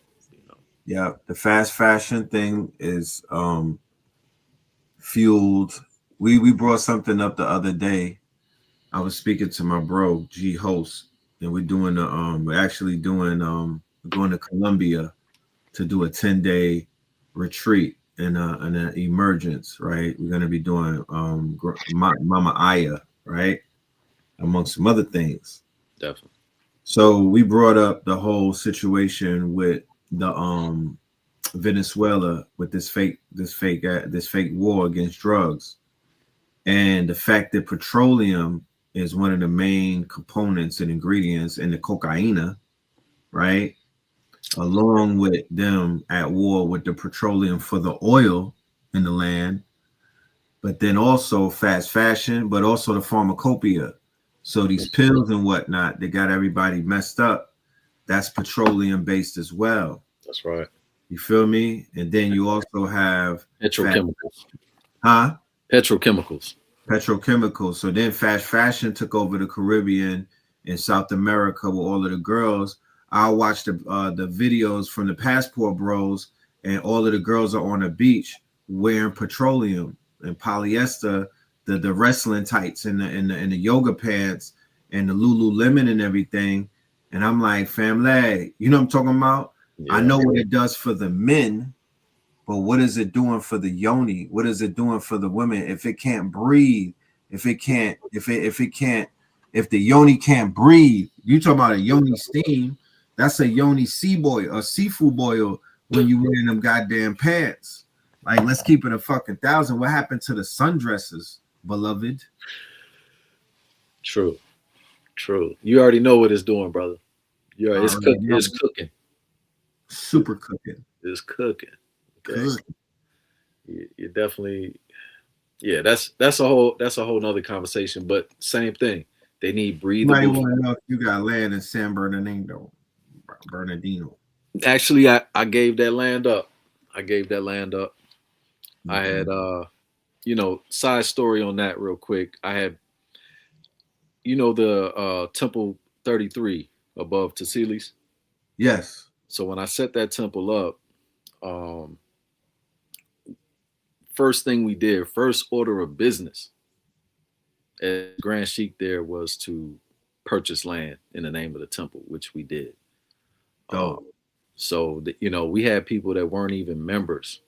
They were just working into Sealy's that found out what we were doing, and they came and invested as well. We had more people that weren't in the temple that were a part of that. But over time, over about a year time, most people kind of fell off from their part of it. And it was like, it was so cheap. It was 6 of us, and we only had to pay like $25 a piece a month. Yeah. I ended up holding that note for maybe another year, and I just ended up letting it go. I was like, I'm not going to do it by myself. If I'm going to get some land, I'm just going to go ahead and cop it and make it happen. Yeah. Because what I find a lot of times within the community, you have to demonstrate and show people how it's done for them to be like, oh, okay. That's where my restaurants came from. Those were all things that I was doing originally for the community. But when I realized that people weren't really as invested or serious as I was, I just went ahead and just did it. Demonstrated to show like, look, this is what I was talking about. Right. So, but yeah. Somebody asks, have you noticed a financial shift after a season of retention? Hell yeah. Yeah. Actually, during the season, your ass is gonna start getting all type of shit. Like become magnetic. That's exactly what I was gonna say, brother. Money is a currency. It's an energy. You become magnetic. That shit is attracted to you. Yeah. When you don't have magnetism, you don't have no charge. So when you don't have no charge, your ass don't got no current. So how could you generate a currency? You're not pulling anything to you. You don't have a charge. You feel me? You're tapped out. So literally, that's when people lose money. You start losing shit because you have holes in your aura. You're not magnetic enough. That's right. And you know what? You're right, because the whole thing about holes in the aura, so there's different levels to everything, right? Yeah. And so like how the system of Kung Fu that I'm involved in now and have been for a little over 20 years now, I used to train with Baba Vita. I don't know if you remember the brother. Did you ever get to meet Baba Vita? No, I didn't. But so I had trained with Baba Vita privately.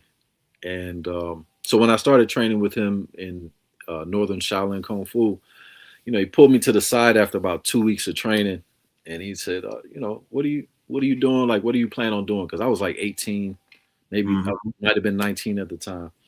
And I said, well, I'm in school for acupuncture. I'm studying Chinese medicine. I would like to, help people.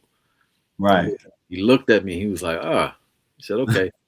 He said, well, you don't come to this class anymore. And I, at first, in my mind, I felt like I was in a Kung Fu movie. I'm like, teacher, no. Teacher, no, don't do that. But he was like, I must have been tearing up, be honest, probably. And he was like, nah. He said, I want you to come here after class and pick me up, take me to my house, and I'm going to teach you privately. And right. Said, yes, sir. So I started coming differently. I started just picking him up after class, and we go to his house and go train for hours.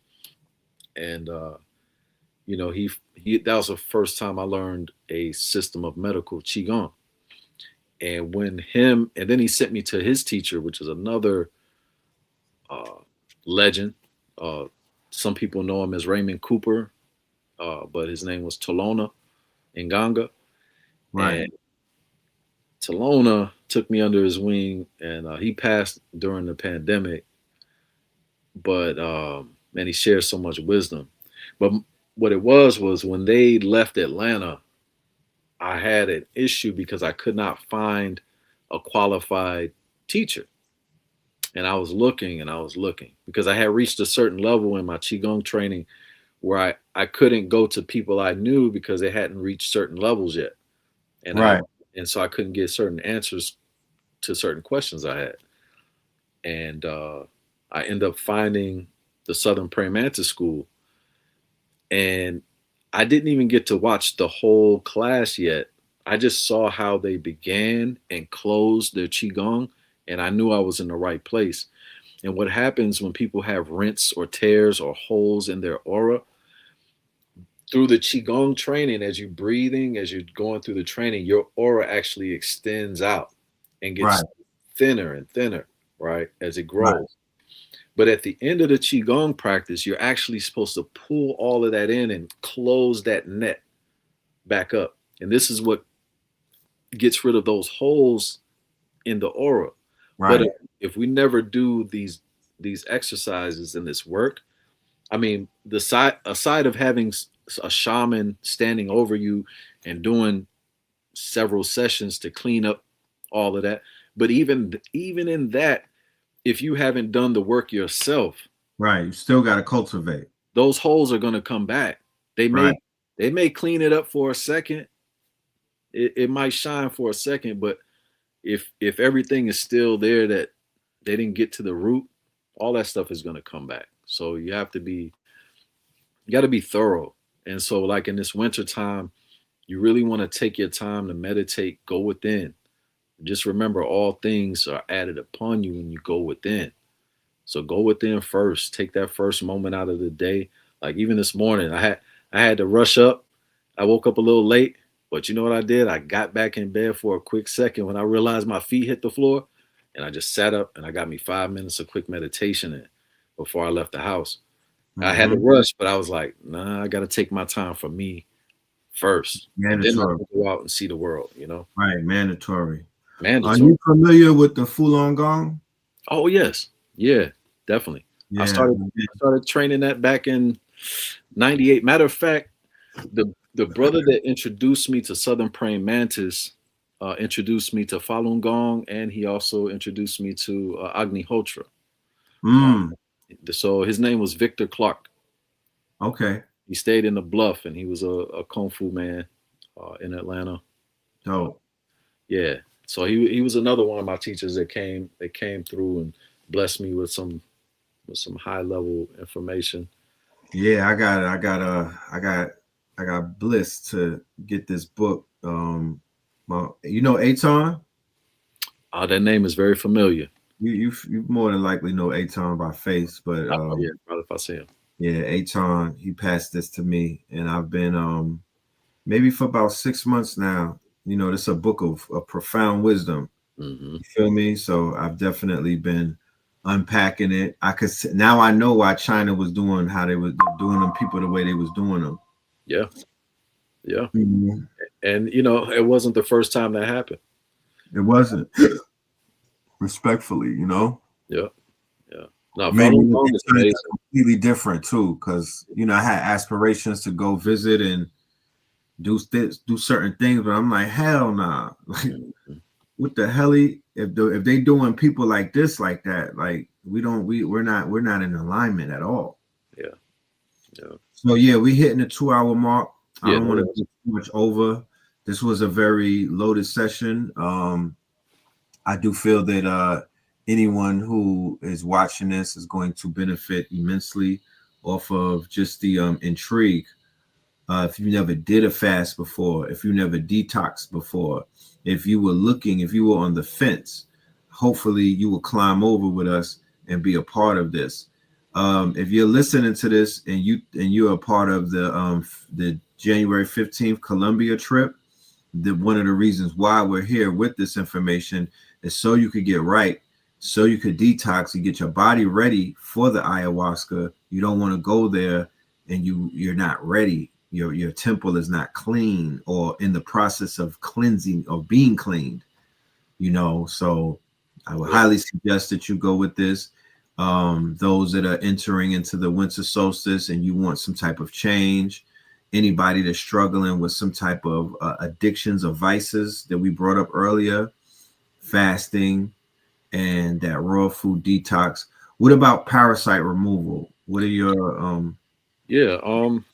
I mean, I think it's critical. I think it's a critical aspect of health. Of course, we got parasites on many different levels. You have your physical parasites that are inside of your body. Then you have your physical parasites on the outside of your body. right. That's your spiritual parasites. But to deal with those physical parasites within the body, I'm gonna say pretty much what most people would say in that regard. I'm kind of old school when it comes to that. I like Okay. cloves. I love cloves. I love wormwood and black walnut primarily. There's a few You're other. a bitters man. You're a bitters man. Yeah, I mean, so I'm gonna share this with you guys. I helped this one sister one time. My mother brought her to me, and she had parasites so bad, brother, that you could see them moving in her face. Okay, I mean, being next to her made my skin crawl. Okay, Right. I put her on a regimen. Say it again. She was overly infested. Overly infested. She had spent some time overseas in Africa doing some work for people, community work, if you will, and she had been exposed to different waters and different things, and her body was infested. Long story short, I put her on. You could look at certain people, yeah, and be like, "God damn, what's happening?" I put her on garlic tea and castor oil. Now, when I put people on castor oil, I don't go by the bottle, because the bottle, it tells you to take a tablespoon, and that's going to give you explosive diarrhea. Right. So I tell people to take 3 times a day, 1 teaspoon, so that you have a nice flow throughout the day. You know what I'm saying? And so 3 times a day, you said? Yeah. And I put her on that we did 120 days, because there's, the egg cycles of different parasites are different. Right. Got to kill off the larva and everybody. Yeah. Yeah. It takes a while to really go through. And let me tell you, when I saw her again, she was so gorgeous, brother. I didn't even recognize this woman. She's like, "Gabriel." I'm like, "Hey, how you doing?" I'm like trying to shake her hand. She's trying to hug me. I'm like, "Lady, I don't know you. No, hug me." Right. And then she's like, and my mom's like, "You don't know who that is?" And I'm like, "Nah, and then she's like, "Oh, I'm such and such. You remember you helped me out?" She pulled out her phone, brother, and showed me the video of what expelled from her body. Right. There was thrashing in the toilet. These sea monsters came out of her. Right. Straight up. I mean, I'd never seen anything like that. And that's when I knew. I was like, man, this is anointed work, because people need help. People need help out here. And a lot of them don't know what alien invasion, ladies and gentlemen. Alien invasion. I suspect that it came in the 2020s, but it is an alien invasion taking place right now. I'm talking levels of invasion of the body snatchers, right? I'm talking about mind flayer, Stranger Things type shit. Like, this ain't no regular parasites that people got, ladies and gentlemen. This is some different shit. You know what I'm talking about? Like he said, thrashing in the water like a sea monster. Maybe it's the 5G frequency. I don't know. Something is going on, and it's turning these damn parasites up. Let me say one more thing too about this beautiful place where I'm currently at. There is 0 5G out here. This area voted against it, so they don't have it. Which means I don't have the best phone service when I'm out here, but you're not getting zapped. Yeah, not getting zapped. You in a whole different timeline as a result of that. So kudos to that, man. The other thing out here too, brother, not to get off topic, I know we got to jump off. is I found there's a place out here called Diamond Hill Mine. Man, I took my, you know, I homeschool, so I took my son on a geological field trip. Right. And we took the whole day just to do some mining. Man, we found quartzes and smoky quartz and amethysts and that's crazy. Garnets, like all of that, all in the land. Rich, definitely. That's right around the corner where I'm at too. You don't know. We gotta pull up to that, man. I'm we're going back soon. So, ladies and gentlemen, I said earlier, you can access this PDF inside of buymeacoffee.com. Go into the stores, and it's available as a free download. Just insert your email, and you'll have access to it. And you also have the option of course, going to the website. I believe when you download it, it'll send you to the website automatically and whatnot. We have it set up like that. But definitely go and check out smypharmacy.com. Okay. And the brother has more than just a PDF. He has products and services.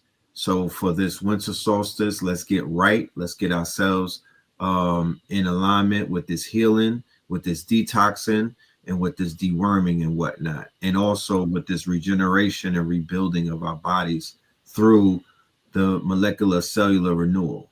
And let me just say this, we do have parasite cleanses on the site, as well as full body cleanses as well. Oh, dope. I gotta go to our sponsors. We have a Seymour sponsor. I need to come and see you as well and drop off a jar. I also have this product called A Game. This is a natural product for men, right? For their vitality and whatnot. Nice. And it's not just for bedroom performance. This is actually for fatigue. This is for energy, vitality. You take one every 3 days. We got information and everything on it. We're gonna bring the doctor on the show as well, so she could break down what it is that this wonderful product is. You know what I'm saying? Nice. It's because this one right here, this is like a it's a super product, I would say. But yeah, with that being said, ladies and gentlemen, let them know where they can find you on social media. Are you on social as well? Yeah, you can either find me at Smile Pharmacy on all platforms, or you can just look me up as Dr. Gabriel or Dr. Gabriel Hernandez L. Yes, ladies and gentlemen. Make sure y'all tap in with the God. We're going to go to our sponsors, and we will be right back. All right?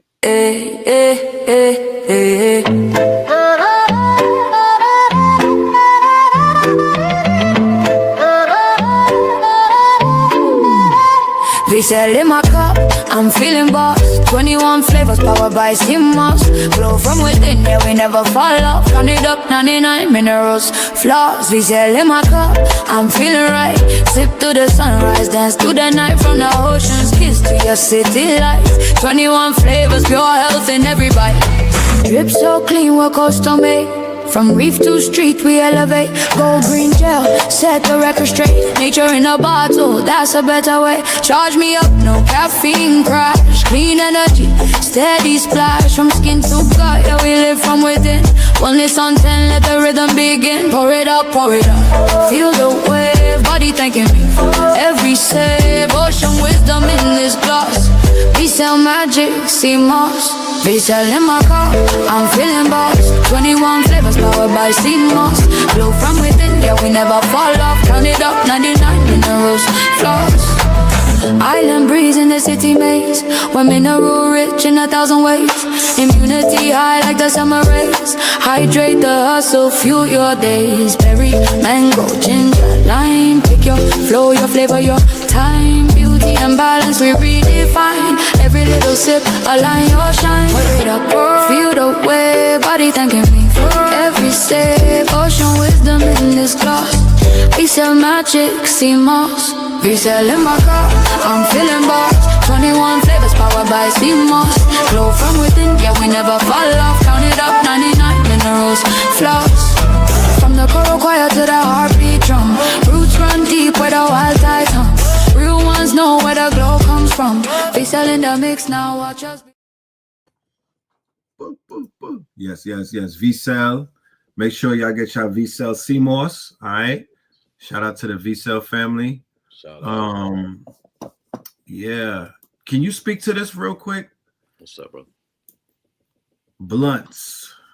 A lot of I'm gonna throw myself in there too. I ain't gonna cap.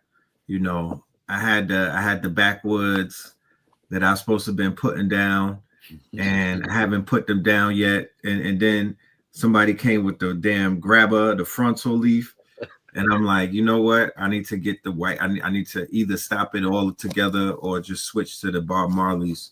Can you speak to the dangers of the gas station tobaccos and these wraps and everything that they pushing?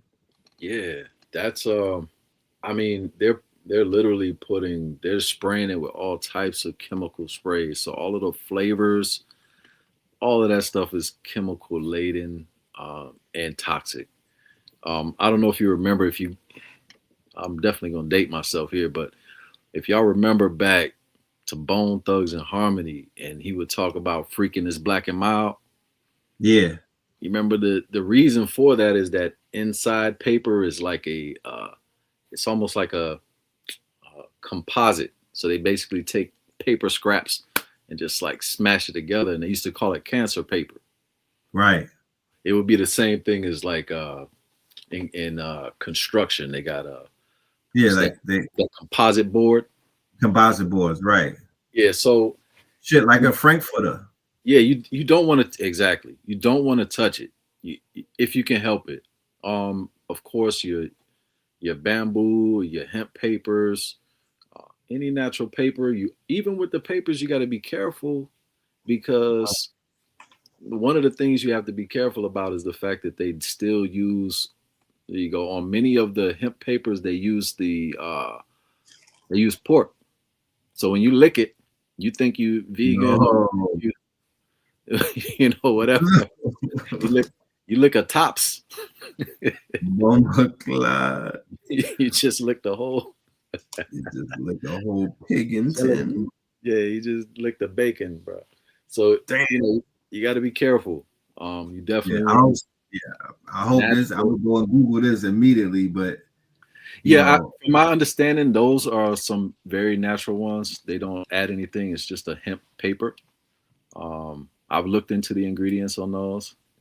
As long as they're not capping on the ingredients, it's supposed to be 100% just hemp paper. Right, hemp, right? Yeah. So and I would say, you know, business wise, that would make a lot of sense for any of the entrepreneurs out there. This is the goji berry. Smell good. It tastes good. You literally could eat this. This is goji berry wraps. Okay. So they went and took the goji berries, the same thing that got you marrying your lady, and they turned these into wraps. So nice. Yeah, goji berries that's an amazing herb for those that don't know. Add it to your daily routine if you. And they got rose petal. They have the rose roll ups too. You could get the rose. They got the actual rose papers. You know, it's interesting. I didn't know they made papers yet, but I knew people back in the day that used to use actual rose. Yeah, they would roll up roses. Yeah, I got put on to that out here. Somebody wants to know, what about the vapes or the pre-roll joints and blunts? Again, man, with anything, in my opinion, it comes down to source. With most things, I'll say, not with anything, but most things is going to be your source. So if you're using a vape, I wouldn't buy one from a gas station or something like that. I would go to one of the companies, and I'm not promoting anybody, but for instance, like Jungle Boys. You know, Jungle Boys uses 100% organic everything. Those companies that are like strict, very sustainable, clean. Their purpose is for clean shit. Go find those people and use their products, because a lot of other people are putting all right. So if y'all don't know the dangers behind the vapes, there's a whole group of tong. In Kung Fu, we call them the tong. This is the Chinese mafia. And the Chinese mafia has moved into the United States in such a way where they have grows in every state, multiple, and they're producing a lot of cannabis. And what they do is they use the spray pack.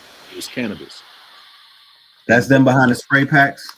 Yeah, exactly. The spray packs. They spray them down. They let the bombs off in the houses, so they'll never get mold or spider mites, but their cannabis is extremely toxic and poisonous.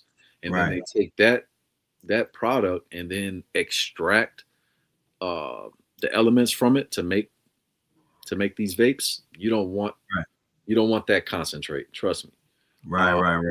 And as far as your pre-rolls, same thing. Who rolled it? It's kind of like the old, back in the day, you don't want to necessarily hit nothing that you didn't see get rolled. See rolled up. Right. Exactly. But if you got a company that you trust, you know what they're doing from the gate, and they have a standard that they stick by. Right. That's going to be a personal choice, but I would say know as much as possible about your grower and the whole process from start to finish. Otherwise, you're guessing, and more than likely you're getting something that's not clean. No doubt. Appreciate that, man. That's something that everybody should take into high considerations. I'm gonna make it my personal mandate to draw back extremely on the trees this year and the papers and shit like that, or the leaf for that matter. But that's something that I'm gonna check myself with. But yeah, man, thank you for your demonstration. I'm definitely going to I'm going to be asking the network how is their fast going and how is everything going. I'm gonna check up on them, and I would definitely love to have you back so we could do a follow-up and just touch on some more things, because this was definitely chock full of information, but we're going to unpack some health related things, and we'll bring you back very soon. Indeed. Just let me know. I'll be here. Appreciate you, King. No doubt. Worries. Peace and love. All right. Peace and love. So with that being said, ladies and gentlemen, we are out of here. We'll be back probably later on today with another broadcast. Make sure y'all subscribe and you'll get the notification. Peace, love, and light.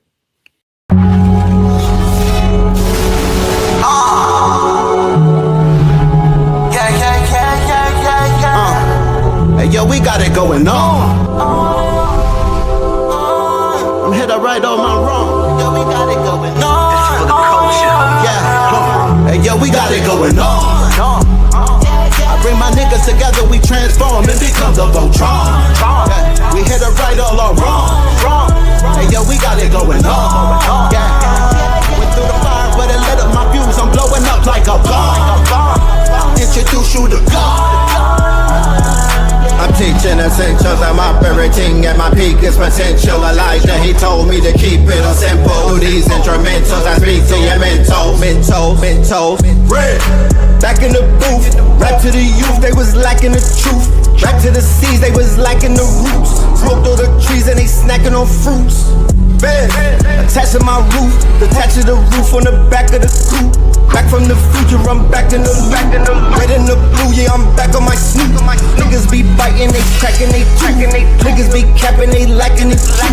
Put a toe tag on the back of they boot. Battle with nukes, I'm attacking they troops. I wrote these bars in Sumerian text. The legends of Mu, I'm Sumerian sets. It was written in Targaryen text. Came to conquer all my variants. Yeah, we got it going on. I bring my niggas together, we transform and become the Voltron. Yeah. We hit it right all our wrong. Hey, yo, we got it going on. Yeah. Went through the fire, but it lit up my views. I'm blowing up like a bomb. Introduce you to God. Back on the mic, was dead on my back, now I'm back on my life. Came back from the future, went back to it twice. When I rose out the grave, they say that dude is Christ. I'ma shine like a star, I'ma twinkle as I light up the sky. The whole world was watching on the night I arrived. The Messiah's here, I guess it's finally time. I swear that I hear every prayer that you say. I was there every day, I was still everything in the world. Chat, what the hell? They got a pillar at the Vatican. Pope Pablo, where you at? You either fight or run. Life a game, I feel like I won. Yo, we got it going on. I bring my niggas together, we transform and become the Voltron. We hit the right all our wrong. Hey yo, we got it going on. Yeah. Went through the fire, but it lit up my fuse. I'm blowing up like a bomb. Introduce you to God. From the quantum shadows, a traveler emerges. Fly Sinet, the multi-dimensional hacker, living his hero's journey. He joins the Pantheon at AI Masters Workshop, November 1st and 2nd. Hosted by 363 Empire, with Red Pillar and Seven Bomar. Tickets, lock yours in, now. This is the law of mental command. It is the understanding that you are not a victim of your thoughts, but a commander of them.